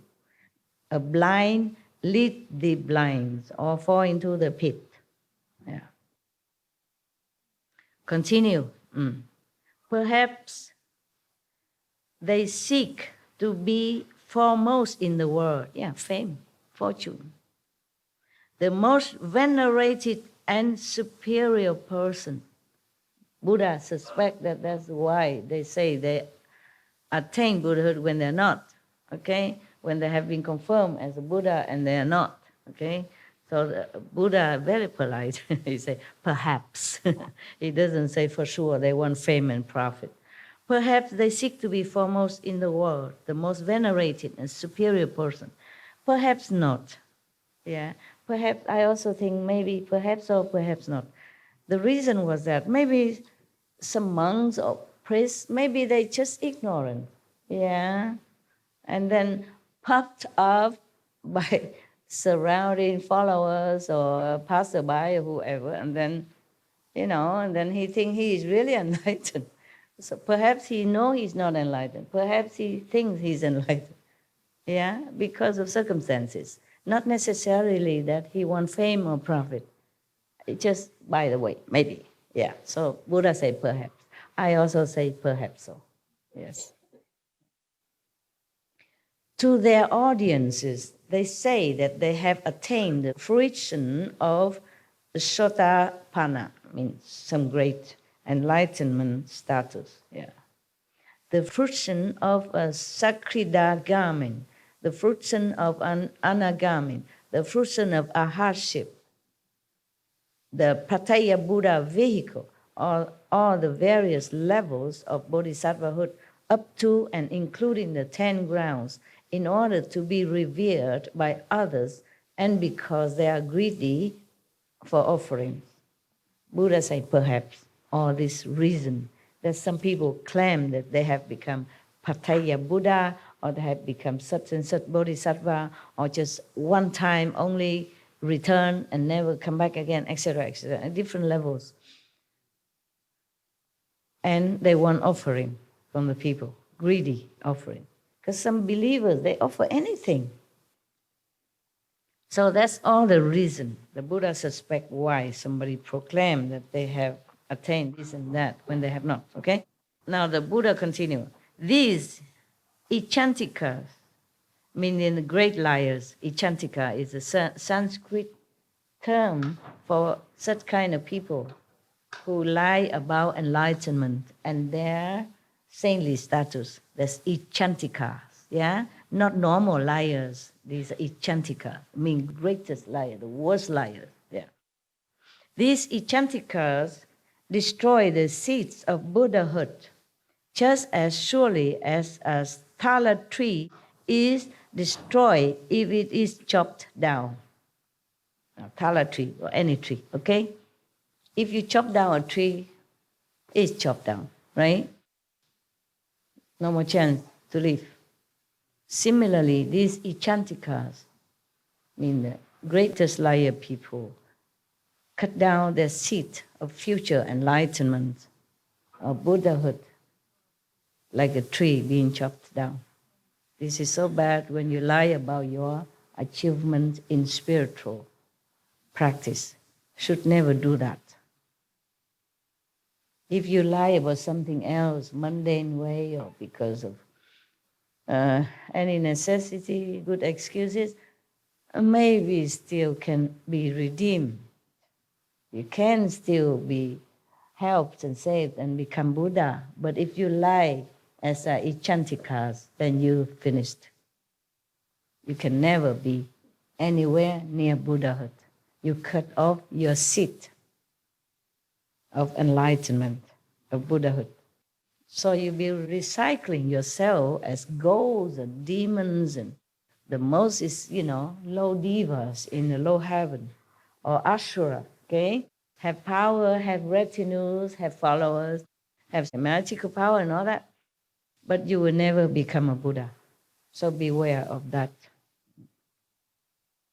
Buddha continued, I command the bodhisattvas and arhats to appear after my extinction in response bodies in the Dhamma ending age. Response body is similar to the light body. Transformation body, light body. Not the real physical body, but the appearance of the body in light. So the Buddha appealed to the Buddha, Bodhisattva, and the arhats in the future, use their transformation body in the Dhamma ending age, when the Buddha has gone to the Nirvana a long time, maybe 300-500 years after, and to take various forms in order to rescue those in the cycle of rebirth. Because Ananda has asked how he can help. So the Buddha keeps saying all these methods. And he even appealed to all the Buddhas and Bodhisattvas to help other sentient beings after he's gone. They should either become shramanas, white-robed lay disciples, kings, ministers or officials, virgin youths or maidens, and so forth. Remember, he said, appear in various forms, use a transformation body to appear as if you are king, queen, etc. So some kings and queens are maybe not real physical king and queen, but the manifestation of the bodies. If they are benevolent and kind, then maybe they are a bodhisattva manifestation. Okay, and so forth. And even prostitutes, widows, profligates, thieves, butchers, or dealers in contraband, doing the same things as these kinds of people, why they praise the Buddha vehicle and cause them to enter samadhi in body and mind. So the Buddha requests all the future monks nuns, bodhisattva, saints, to please use their power of transformation to appear in different field of life, in different jobs, in different positions, even as prostitutes, as butchers. They're doing the same job with them. Appear like a prostitute with the prostitutes people, and therefore mingling with them, and then slowly teach them, inspire them to know the Buddha teaching, the saintly teaching. So how much sacrifice any Buddha or Bodhisattva has to undergo, nobody would know. Even become prostitute, even become butcher. Though these are even against the precept. But you, as Bodhisattva, must do it so that you can befriend these kind of people.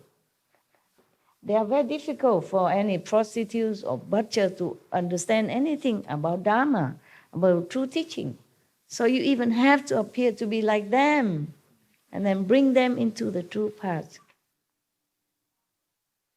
So we should never look down upon anyone in any position, any job, however lowly or however despicable in our opinion. We should always have respect. Because they have Buddha nature inside anyway. Okay? One time I recite a poem about artisan, artisan or a prostitute. How sad she was when her so-called client left her in the middle of the night. She begged him to stay, and he did not. And one of your brother criticized me, said, Master, that's a prostitute poem that you recite. And I say, she is a Buddha too. And at that time, I really meant it, and I really understood it. I don't just say that, but I really know it. Many things, just like when you understand it, but you cannot explain it to others. Yeah, because you just enlightened at that moment for that thing, that subject, that object alone, yeah? One time I read one sentence in some of the Zen book, meditation book, Zen book somewhere. It says like this, in Chinese, okay? I repeat Chinese first so that I can remember in English. 我是自己开悟的，没有人是我的老师。Meaning, I am enlightened all by myself. No one is my master. I really understood that sentence, deeply understood, knowingly, and know it so well, clearly to me. So, I feel very good. I taught the disciples in Taiwan at that time. I said, you repeat all this. Is it true? Is it true? I even forget that I'm their master. If I told them to repeat like that, how would they even respect me anymore? I did not care because I understood the true meaning of it. So I taught all of them at that time, repeat after me. I alone enlighten myself. No one is my master. Repeat it. And every day we do that. Okay. And one of my so-called non-resident disciple, she went to America to give initiation to some people in America. And I told her, you have to tell them also after initiation to repeat this, okay? And the nun did. And they revolt against They say, she's arrogant. She teaches against my teaching. It's not true. I was the one who told her to say that because I realized really the meaning of it. And later I say, okay, don't say that no more because I realized that it's only me who understood it. And they understand nothing. So I realized that enlightenment, you can't pass on, okay? And you always enlighten in some subject after another, but not all the time and not in all subject. But when you understand one thing, that is yours. And only yours, yes. And other people might not be able to grasp it. Because it's not the words, it's your realization, it's your enlightenment in it. My God, I thought everybody would understand it. I tell them, go teach them, teach everybody. I myself do it the same. Yes? It's the rest of the answer to what you asked me earlier about why I was crying yesterday. Because you and realize something. Yeah, it's related to what you're saying now. Master, that to be honest, many times I struggled to know about you or not. And I always had what I called an internal master, which was a voice that guided me and still told me to listen to you and still told me to trust you and still told me to come here and to follow you. And I cried yesterday at a moment when they were the same voice at the same time. Yeah. When your voice and my internal master were at the same time speaking, the same voice was one of the moments that I cried. Very good. And what you just said reminded me of that. And so I wanted to finish answering your question from before. Very good. Okay, I was just concerned about you. Okay? Thank you. Yeah, all right. That maybe something I said that trigger you or some sadness in you. Okay, that you might feel guilty about something. Okay, that's all. Okay, good that you know. Good that you know. Yeah, it's like that. Whatever we know, we just know. We can't explain it to somebody else because it's such a simple sentence. Yeah? I enlighten myself alone. Nobody is my master. And I really know that, what it means.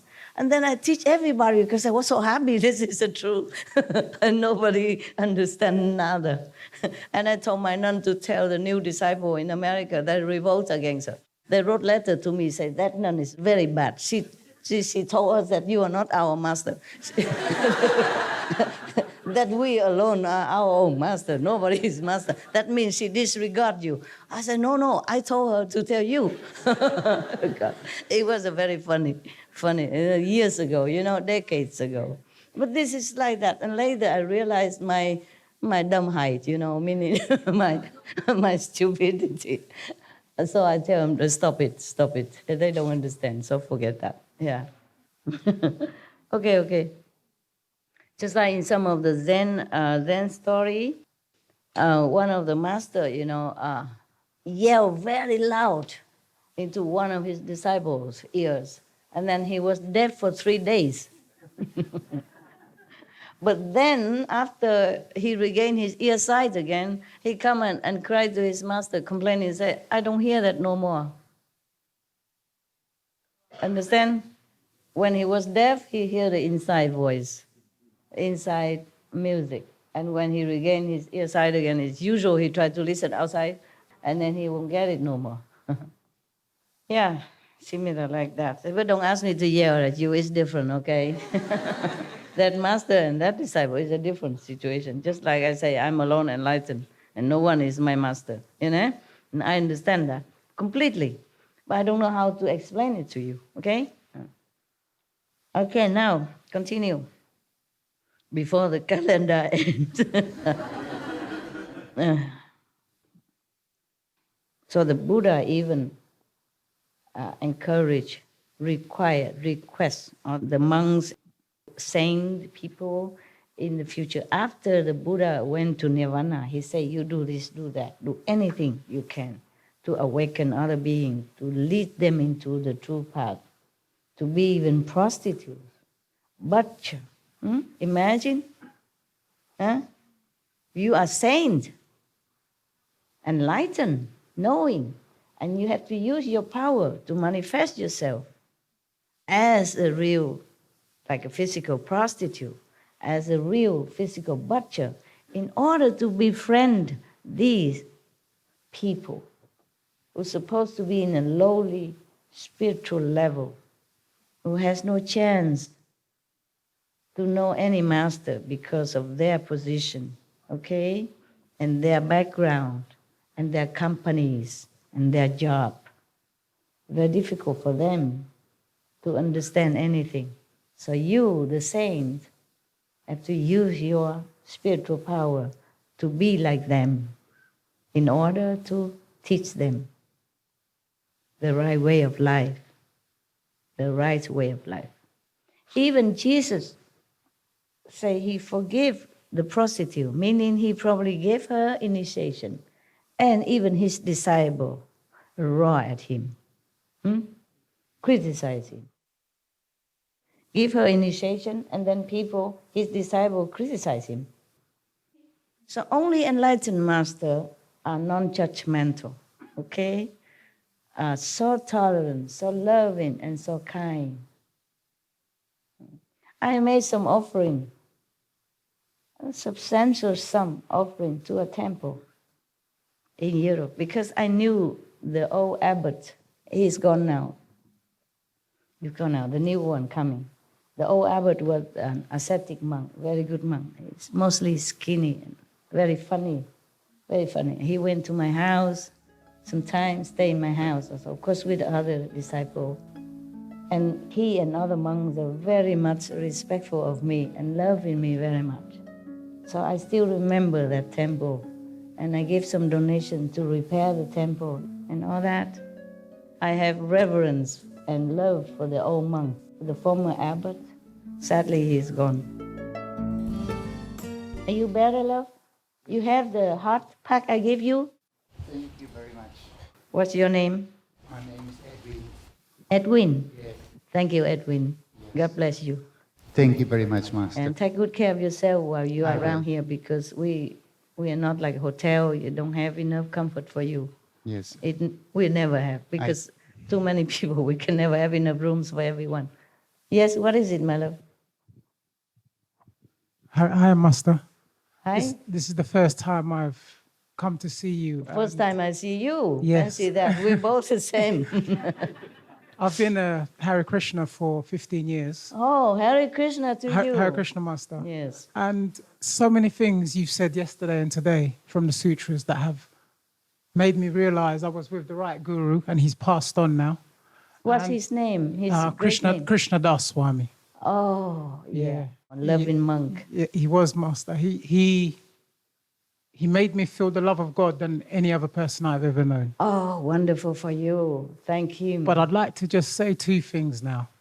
His name is Edwin. My surname is Edwin. So I just want to say that everything happens for a reason, and I can feel his presence right now. Yes.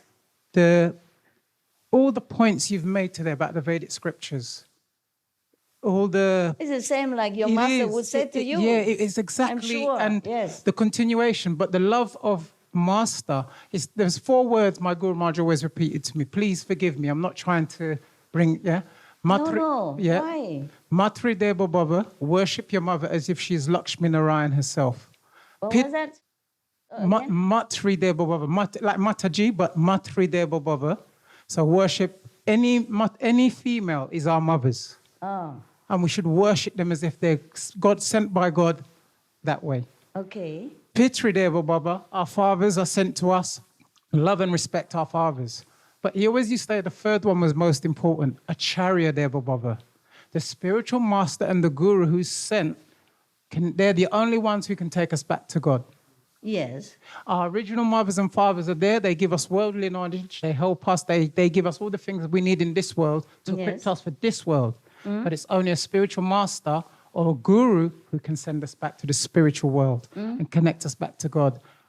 I've watched many of your disciples on different lectures.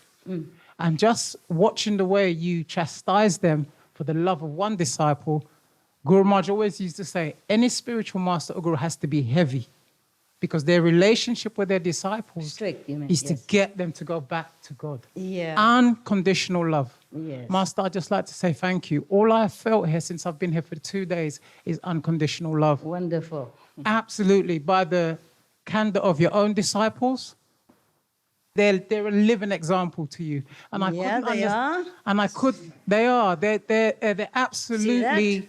But even this is, we're children. We are children, and we're trying to find our way through. And you've been sent to show us the best way back to God. Thank you, my love. And we're not perfect. But Master, please, thank you very, very much. I really, really do love you from my heart, and I will do the best to be one of your following disciples. Thank you. Hare Krishna, Master. Blessed is your guru who taught you the right things in the right way, and the humility that he taught you, and the enlightenment that he led you to. Please forgive me if I've offended in any way whatsoever. No. I didn't know the protocol, so I was just holding back, and this was the right moment. No. Because the young gentleman, the things he said, really, really touched me. The fact that his inner voice and your voice came to him at the same time, that is probably the most perfect realization one can have. I and your masters are one. Thank you. Really, they're Absolutely. working together to uplift humankind. Yes. We have no competition between each other. We love each other and we are buddies. Hare Krishna, Master. Okay. Thank you. All right, thank you. Yes. Thank you for your loving comments, and blessed be your Guru forever. May he always guide you and never leave you. Even though with me, my assistant, may he always be your Guru, the best, and always guide you in perfection. And may you always remember him, your inner master. Okay, all right. This is very emotional to me. Any gurus are precious. In India, they revere guru more than God. They say, what God to me, just throw me into the sea of suffering of existence. Only my guru liberates me, love me, protect me, and take me home. They praise guru all the time. Please forgive me again. I don't mean to interrupt. But there was what you said about because I've followed martial arts all my life. So when you said that about the things, the Shaolin monks have this, the candles burnt upon their head as a self-sacrifice that they will do the best they can for mankind. Yes. Even what they're learning is to serve their nation, to serve their community. Yeah. So when I heard you say that, after all this time, it was such an enlightening thing to understand why these three. It was really, really wonderful. I never mentioned it before. Yeah, and having come here, all the Shaolin monks, all the Buddha Dharma, everything is this whole place. It just happened already. Absolutely. They exist before we bought it. So I just keep it as is. No, I was going to maybe ask for Jesus statues outside and some other master to put around to compete with all these monks. Some things we have removed. Yes. And the former owner removed. But the former owner also vegetarian. That's why they were very happy that we bought it. He worried that some other business come in and do the killing and meat and every day. And he's very happy that we're vegetarian. Okay. Just one more thing and then... Tell me. What you were saying about the grains, what you explained about Buddha, the Buddha saying about the grains. In Krishna consciousness, we keep Ekadashi 2 days a month. Yes. And we fast from grains and beans. So it all ties in. Everything Guru Maharaj just said, you not only have you confirmed it, but you're taking it to that next level. And in this age, to have a living master gives everything a lot more potent. And we need to realize this is not just by chance. Guru Maharaj used to say, we are the most fortunate people on the planet in this age. It is. But we're the most unfortunate because at every given moment, we will turn our backs on God through some kind of distraction. We know the names of God. We know his love. And yet at every given moment, Maya will play with us. But we are the most, in this age of Kali Yuga, we're the most treasured because every person we meet, we're given God's name or his love in some way. Yes. And your disciples do live to this. You're the first person I hear who talks about the planet or the cosmos or the universe as one. You care so much about all the living beings. Just to see this. I remember when I watched the lecture. Just natural. Yeah, but everyone is trying to destroy the world. Everyone is arguing in the world. Everyone is upset with their neighbors. And here comes Master who just talks about saving the planet. I remember watching you cry in one of your lectures because of so many animals that had perished. And it just left me that evening. It was just totally. I got introduced to you 5 years ago. And I've just always been interested. And to be sitting here now, listening to you is almost like I'm listening to the lecture. I had trouble focusing on you because I'm trying to be. So please forgive me. I will not take up no one else's time. What are you doing? No. Thank you, everyone. What are you Thank you so much. This is for everybody. It's a retreat, and it's you are enlightening people. It's very good. No, thank you very much. So they don't look at my calendar. That you look at yours. You are saving me. Yeah, it's good that you say something that is so noble and kind. It's you uplifting them, you enlightening them. Yes, and I'm so proud to have you among this congregation. Yeah, Continue to be a good monk. Continue to be a good nun, okay? And the Korean nun or whomever, where are they? Normally, I said a long time ago, the nuns and the monks should sit in the front so that you don't rub elbow with them and keep them more pure. There's a Korean monk there, nuns there. You come sit here. The nuns and the monks come sit here. I just don't want people to rub off on you some of their mundane energy. If you like, please sit here. Normally, I tell them to let the monks and the nuns sit kind of a little separately, distantly. They have forgotten. And I can't keep saying that every day, you know. No matter if you think you're equal to them or not, you're monks and nuns and you deserve more respect and distance, okay? So you feel like you're still at home. When you go out and preach and then you mingle with people, it's different. Here, come here, sit. Yeah. If you like to there, it's fine. And the Hindu nun, you stay there. Okay, you sit. Kamsahamnida. That's all I know. Anasio. And Hindi, I don't know much. Only Bahut Acha. Bahut Acha. Bahanji.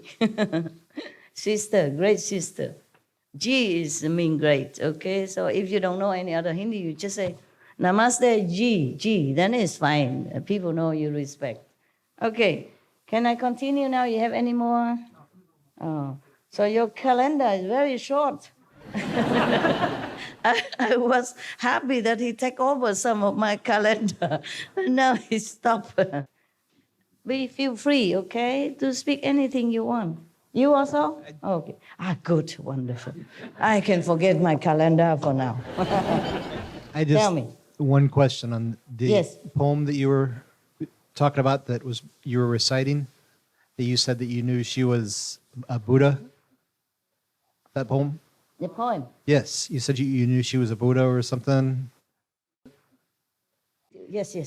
Were you saying like she had come back as a Buddha, or she was like, we're all... No, I said she's also the Buddha. I mean, everyone has Buddha inside. That's what I was just wanting to clarify. Okay. I did not predict anything. I just looked as a soul level. I didn't know she was... No, it's not like that. No. Okay.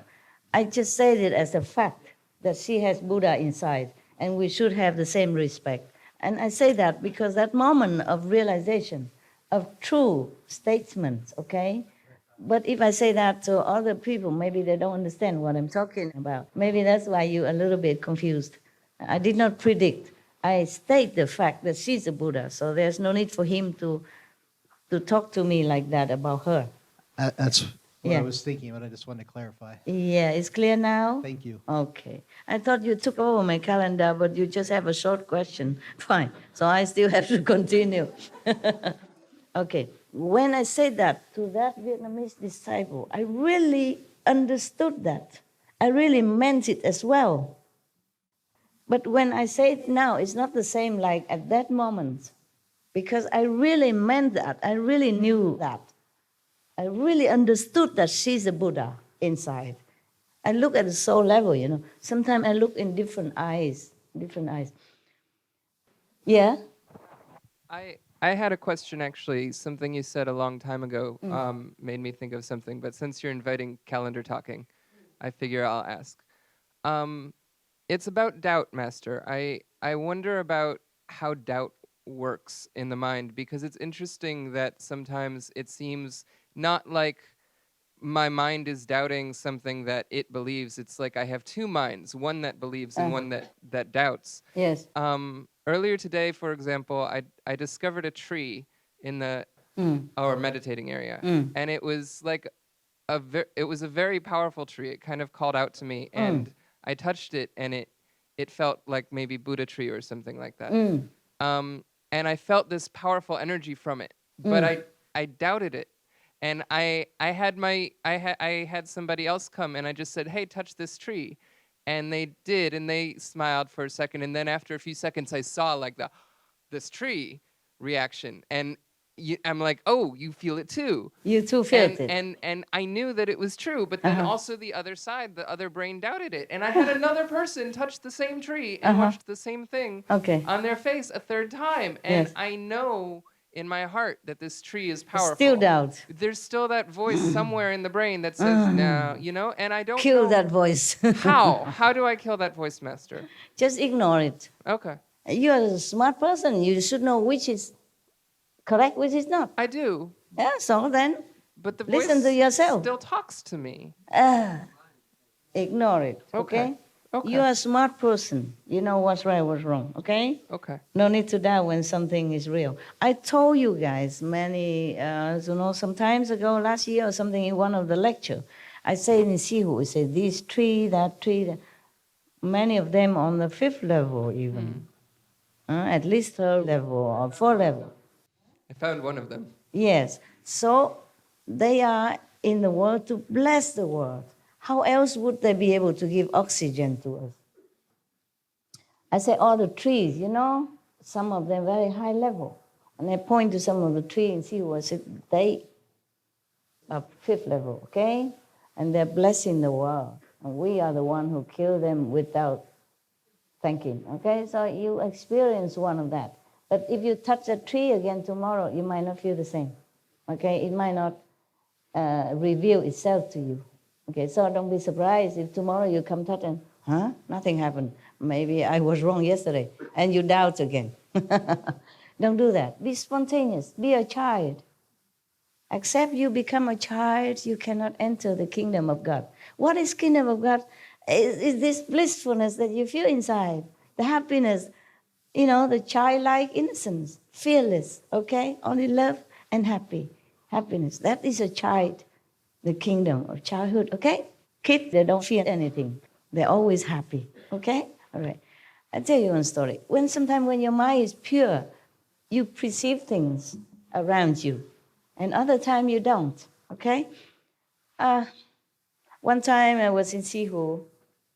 I took care of some of the workers, SMTV worker or some resident. And I told them they have to buy a sofa because the office is very austere, Only a table and a swivel chair, yes, and a computer, nothing else, austere. We were so hurried to make the SMTV that I have not allowed time to do the decoration for them. I said, we have to do it now. The war is starting soon. We must do it now. Forget about decoration because they promised another 2 months until the office finished. I said, why? It's all done. We have table, we have chairs. Oh, we still need to decorate. I said, no. We have to begin now. So we begin without any ado, without any picture or decoration on the wall, nothing, okay? But I say you have to be comfortable, because you work all day and you need some sofa, okay? Sometimes if you're tired of sitting, maybe you can recline on the sofa and do some computer work. So I told them, why are you laughing? That's what I told them, okay? Longer sofa and comfortable so that you can even, resting while you're working. Or when you need to take a rest, a little nap at midday, after lunch, or you just sit there comfy to meditate. They also have cushion, of course, and all that. But I say, no, sofa is more comfortable, so you can meditate. Understand? Yeah. So I told them to buy some sofa. Okay, they bought similar sofa for everybody, including for me.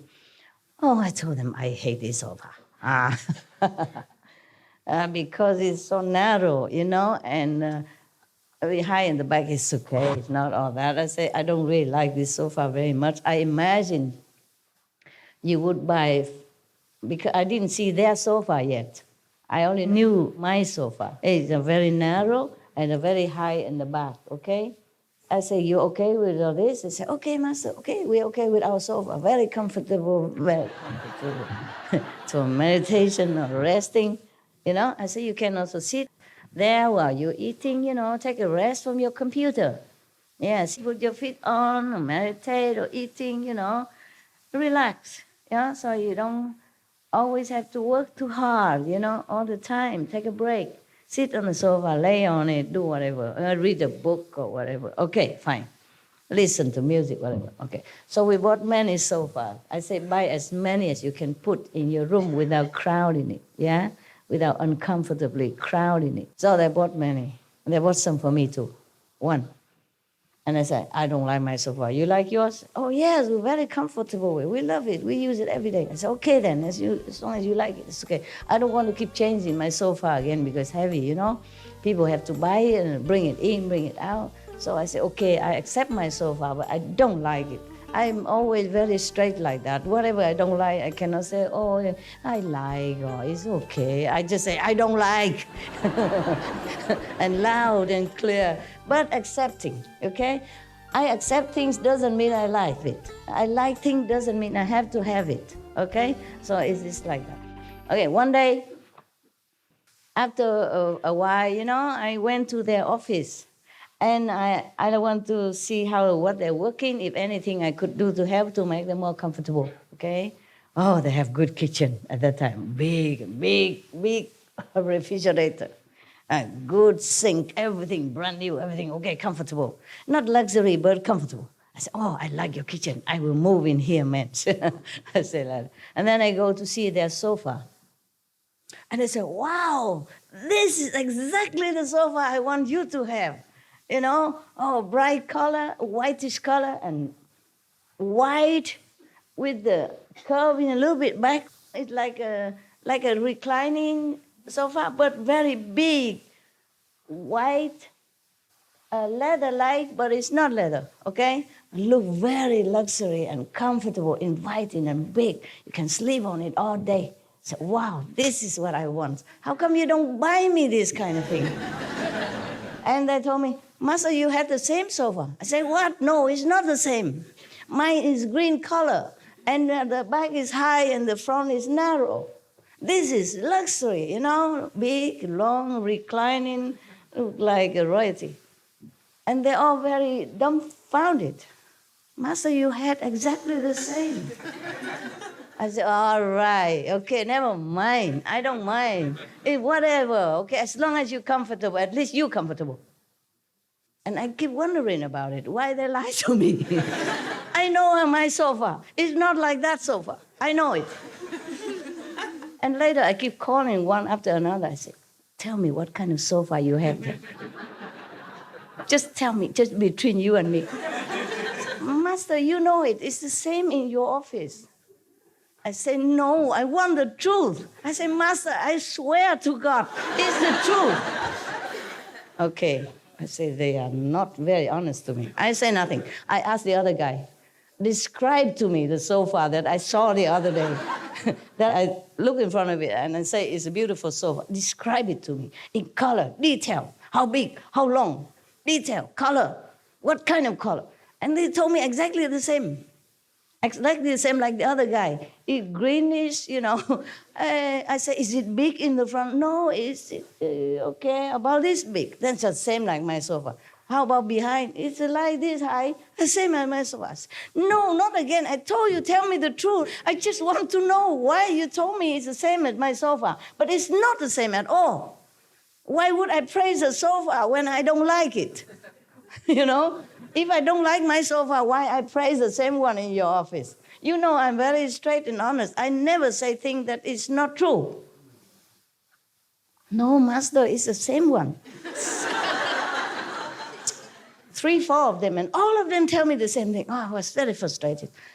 So I said, okay, tell me, is there another sofa somewhere that has been moved? Maybe before I was in your office, now it moved somewhere without you guys knowing. No, Master, he's always been here. It never has any other sofa anywhere else in the whole ashram. I said, how about in International Garden? Is it the same? It's a similar, Master, just different color. I said, what color? I said, greenish also. I can't believe it. And then they know each other. They say, yeah, Master, stand in front of that sofa and praise it. Say, she loved that style and that sofa. It's not. Just my eyes see different. It's the same sofa. Exactly the same. They buy many and they give me one. And they have 6, for example, like that. But I saw that day is completely different. It's the ideal sofa that I wanted them to have. What I wanted them to have in my mind is exactly the same as what I saw that day, but it doesn't exist at all anywhere in the ashram. Nobody ever bought it. Nobody ever saw it. It's not anywhere. I asked the whole ashram, everybody. Nobody saw anything like what I said. So you understand what I'm saying? I think so. Yeah? I'm enjoying the story either way. Okay. You don't believe me? You ask some of the SMTV people. Yeah, the story is still circulating somewhere, but they probably think I'm cuckoo, you know? How can I explain that? I said, really? It cannot be optical illusion because the color is all different.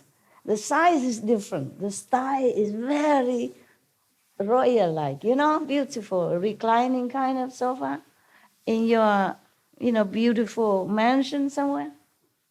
White color instead of green. How can you see green into white? I'm not colorblind. I saw all the color. This is pink, okay? This is creamy color. This is deeper pink. And this is yellow, lemon yellow, for example. I know all the color. This is purplish, okay? This is deep purple. This is green. I'm not colorblind. I passed my driving license. It's apple red, green, white, mauve color. They call it mauve, something like that. Skin color, okay? Kind of. I'm not colorblind. How can a green sofa appear into white, sleek, and shining leather-like, but it's not leather. Very inviting, very comfortable, like you could stay there, sleep all day. And that's the sofa I wanted them to have. I told them to buy that kind of sofa. So I thought they bought it until I saw the difference. Until now, I still can't figure it out. So I asked the heaven, what is it? You tricked me or something? Why did I see the sofa, different color, different style, different size? This is your pure mind and make it like that. Just like one day I sat in my office, in the old house, amazing to office, with dog sofa and bed all over around me, so that I can work and be with dogs same time. There's nothing really much that you can envy. And then I looked outside before the dogs came long ago. When I first or second time came back to Taiwan, and I saw outside, it's like Europe. Like European, it's not like the scenery that I have seen before, not like Taiwan style, not the same. So I said, where am I? I said to myself, where am I? I thought I came back to Taiwan. How come I am in Europe? The energy. You understand? The scenery and the energy, feeling is all Europe. It's not Taiwan at all. Different level of energy, different elevation. So I couldn't believe myself. I thought, I came back to Taiwan already. How come I'm in Europe? Are you there? No, I'm in Taiwan. Because the old table and all that is a Taiwan. It's just surrounding is like Europe. So I call everybody again. Where am I? Even one sister, the cook from Loving Hood in Austria, I call her also, after all, because I don't believe the Taiwanese people. I thought they just say what I want to hear. So I call a Vietnamese cook. So I call her last minute. And last one I call. I say, am I still in Austria with you? Am I somewhere in Europe? Are you coming here with me or you came after? Where am I? Am I in Taiwan or anywhere? I know I went back to Taiwan. How come I see Europe? She said, you are in Taiwan, master. So I said, okay, I give up. Whatever, as long as I feel good. Yeah, the energy is elevated into different kind of more developed type of country. Taiwanese people, they're very kind, but they're very casual about their environment. Many places are very casual, Maybe they're more inside. They don't care much of the outside. I'm telling you, there's no end to all kind of things that I saw. Yeah. Master, talking about the trees and energy, I was recently in Vancouver, Canada, and my husband took me into a little village called the Whistler. It has 3 beautiful lakes, like the one picture behind you, yes. And talking about trees, I was so touched. We went into mountain to look the waterfalls, and coming inside, humongous big trees. The moment I stepped inside of starting in a wood area, I'm feeling the vibration of the tree, but immense love. I start crying, and my husband was in front of me. He looked back and he said, "What happened?" I said, "I just felt the love from the trees." Forest, yes. I was just going and touching them and sending the love back to them. It was so touching that the energy of love and the vibration, so beautiful, pure love, giving. They are giving us love. That's so true. That's beautiful. That is true when you can experience that. This is true like that. Every being is living, and very pure inside. If you tune into them, if you can, and they really talk to you, they really send you love and send you enlightenment, encouragement, all kind of things. Yes, okay. Hi, Master. Hi. This is the first time being here. Fancy, me too. Yes. Waiting for this moment, 20 years, yes. I just want to say thank you, and in these days, I feel much love. I have been seeing you inside, like you in different time of life, different manifested bodies, in all these days, all the time. I don't have words for express all I am feeling. Okay, just love. Okay, enjoy. Thank you. And brothers and sisters from Peru wants to. Oh, they're lovely people. Manifest their love. Oh, lovely. Please send them my regards also, my love, Okay, we go back to the Buddha now, huh? Okay, the Buddha said that people should not be lying, should not tell lies. And then the Buddha said conclusively that this is the fourth clear and unalterable instruction on purity given by the first come ones and the Buddhas and the world-honored ones in the past, and also him as well, past, present. Meaning is the true teaching from all the saints, not just the Shakyamuni Buddha. Good. So he said, therefore, Ananda, one who does not cut off lying is like a person who carves a piece of human excrement, he said, to look like chandana, maybe sandalwood, something. He want to carve a statue from sandalwood, but he used excrement instead, hoping to make it fragrant. Yes, sandalwood. He hoped that piece of poo become sandalwood. He is attempting the impossible. Wow, that extreme. The Buddha warned us that if you don't keep the precept, even just one of them, like the lying precept, saying the truth, if you don't keep it, if you don't avoid lying, then you're attempting the impossible, like making a piece of poo become a sandalwood statues, like that, okay? I teach the bhikkhus, the Buddha said, I teach the monks that the straight mind is the bodhimanda, mean the method of cultivation. Straight mind you must have.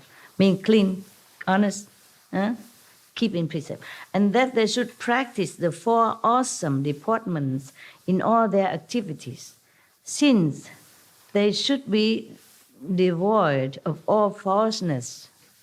How can they claim to have themselves attained the abilities of a superior person? If they're not are full of truth, yeah? If they are just falseness, then they cannot claim to be a superior person, meaning like sainthood or somebody of great moral principle. That would be like a poor person falsely calling himself an emperor. For that he would be taken and executed. Wow, that extreme. If we don't keep the precept, it is truly that extremely unfavorable for our practice. It's like the opposite direction. Somebody don't translate to you? You okay? Ça va? Bonne? Bono? Okay. He just so mesmerized, he just then he forget to help you translation. He just sit there. You saw the light? Big light, big light. Big light where? See, shocked me, sorry. I saw. My light? Very, very bright. Very bright, sorry. So you forgot. I forgot, sorry. Really, really. Good. You have good excuse. Forgive him. It's good excuse. I really mean it. Yes. Yeah. I saw him like stiff, sitting there. So it's okay. If you see the light, bless you. Good. Good excuse. Really mean. Okay. Don't worry. Continue to see the light. Forget about him. Light is more important. And later you can tell him, okay? Or he can listen again from SMTV. Okay, sorry, Master. It's all right. You see the light is good for you. Very, very bright. Yeah, Bigger, I'm glad. bigger. I'm glad you did, okay? So don't worry. I forgive you. Okay, thank you, Master. I'm glad for you. Why forgiving? You do nothing wrong. I'm just feel sorry for him. You have to learn English. I told everybody learn English. The most common language. Easy to translate, easy to understand. Do you understand? Good. Very good. Okay. So the Buddha say if we don't keep the precepts, the moral principle, okay, by avoiding tell lie, by being honest, by being compassionate, no killing, no eating meat, by being pure, in body and mind, then if we practice, it's as if we falsely claim that we are the king and we will be chop head. That extreme, that dramatic. That's what the Buddha wants to really, really tell us. It is really important to keep precept.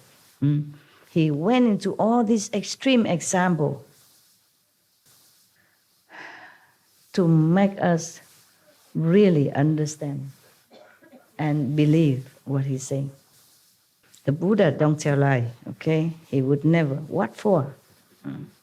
He's a monk, okay? He don't tell lie. He has no reason to. He has no reason. If you keep a precept or not keep a precept, would the Buddha become any better? For himself? Benefit him in any way? Make him fatter, more handsome, more worship? No? Yes or no? No. So he has no reason to tell his monks any lie at all. So he told the truth. Even then he went to all the extreme parable examples so that really they have to know this is very, very, very important to keep the moral standard. Okay. My humble opinion. Okay. Now, much less should one attempt to usurp the title of Dharma King. When the cause ground is not true, the effects will be distorted. One who seeks the Buddha's body, in the Buddha wisdom, enlightenment, in this way is like a person who tries to bite his own navel. Can you do that? I can't. No, cannot. Meaning impossible. Can you bite your navel? No. No? No. Even Supreme Master cannot. You think Master can do everything? No, I can't. Buddha means impossible. If you don't keep the precept, it's impossible for you to be anything but these above mentioned demons, ghosts, and whatever, Yaksa, Dracula, whatever he meant. Yeah. So, who could possibly succeed? He asked a question, but the question answers itself. So, if monks' minds are as straight as the lute string, lute have strings, like instrument, musical instrument. If the bhikshus' minds are as straight as the lute strings, true and real in everything they do, then they can enter samadhi and never be involved in the deeds of demons. I certify that such people will accomplish the bodhisattva unsurpassed knowledge and enlightenment. He guaranteed that even from the mouth of the Buddha.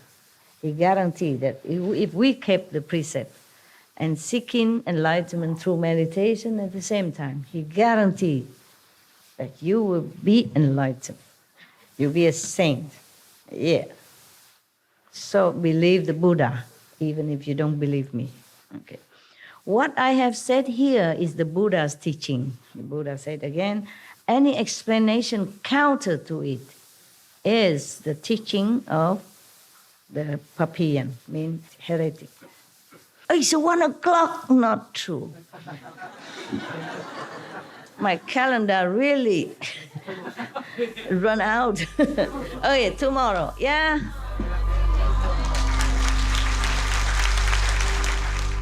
We should really thank the past masters, monks and nuns and scholars who have taken time to record the Buddha's teaching after the master's nirvana, and also for the past and present persons, lay or monks or nuns who have really dedicated themselves, sacrificed their time and precious health or under any difficult situation to translate this so that I can read it to you.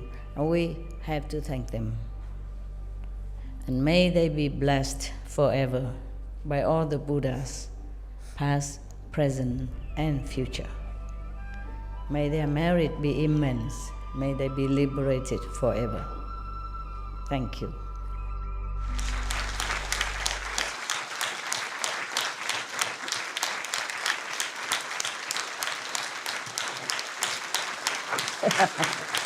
Okay, curtain call long enough. Thank you. I thank you for being patient and listening with awe and and Buddha and all that. That's really keep me awake. Thank you, Yeah, for understanding, and thank you for being good. I don't know if I can finish. I don't know if I can finish what I promised you during this retreat, but we all try. Okay, Amitabha.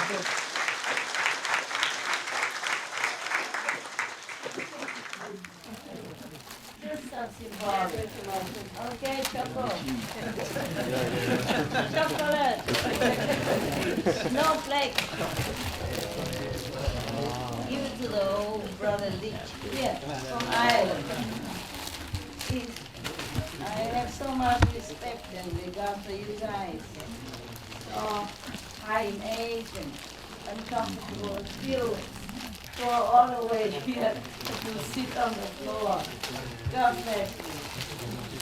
God bless you. God bless you. Yeah. Surely God will bless you. I will God, I bless you. Share with your neighbor, okay? Sharing is a virtue, right?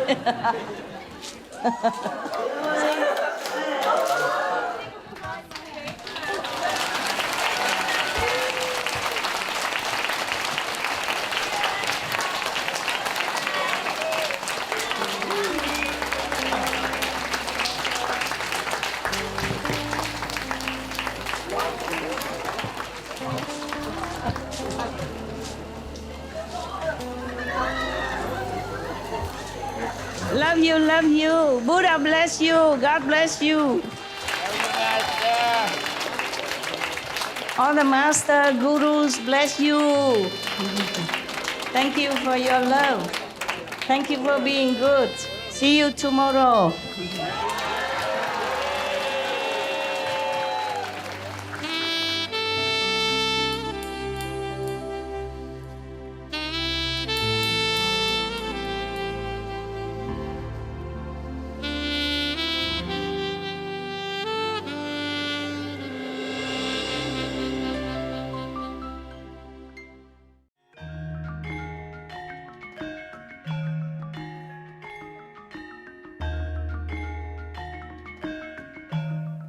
ท่านผู้ชมที่เคารพเราชื่นชมที่ท่านมารับชมสำหรับรายการในวันนี้ เรื่องสุรางคมสูตรคำสอน4ข้อที่ชัดเจนและไม่เปลี่ยนแปลงในเรื่องความบริสุทธิ์ละเว้นจากการลักขโมยและกล่าวเท็จตอนที่7ของ7ตอนในระหว่างอาจารย์และลูกศิษย์โปรดติดตามชมโทรทัศน์สุพรีมมาสเตอร์สำหรับรายการเชิงบวกที่มากกว่านี้รายการต่อไปคือรายการชุดหลายตอนในคำพยากรณ์โบราณเกี่ยวกับโลกของเราคำทำนายแห่งยุคทองตอนที่36พระแม่ไตรยพุทธเจ้าและการชุมนุมที่ยอดเยี่ยมและมีเสน่ห์น่าดึงดูดใจหลังจากข่าวเด่นขอให้อาณาจักรแห่งสวรรค์ประทานแด่คุณด้วยความสง่างามทางจิตวิญญาณ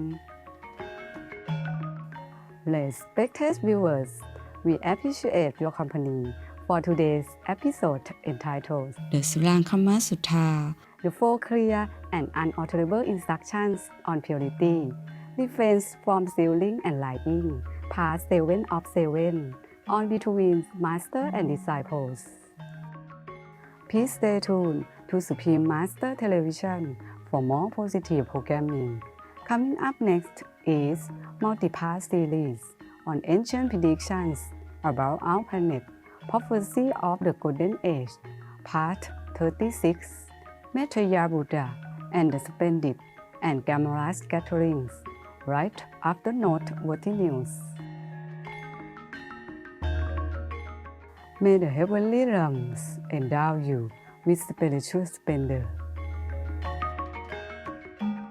Our programs offer many languages. Please visit suprememastertv.com/schedule and suprememastertv.com/BMD.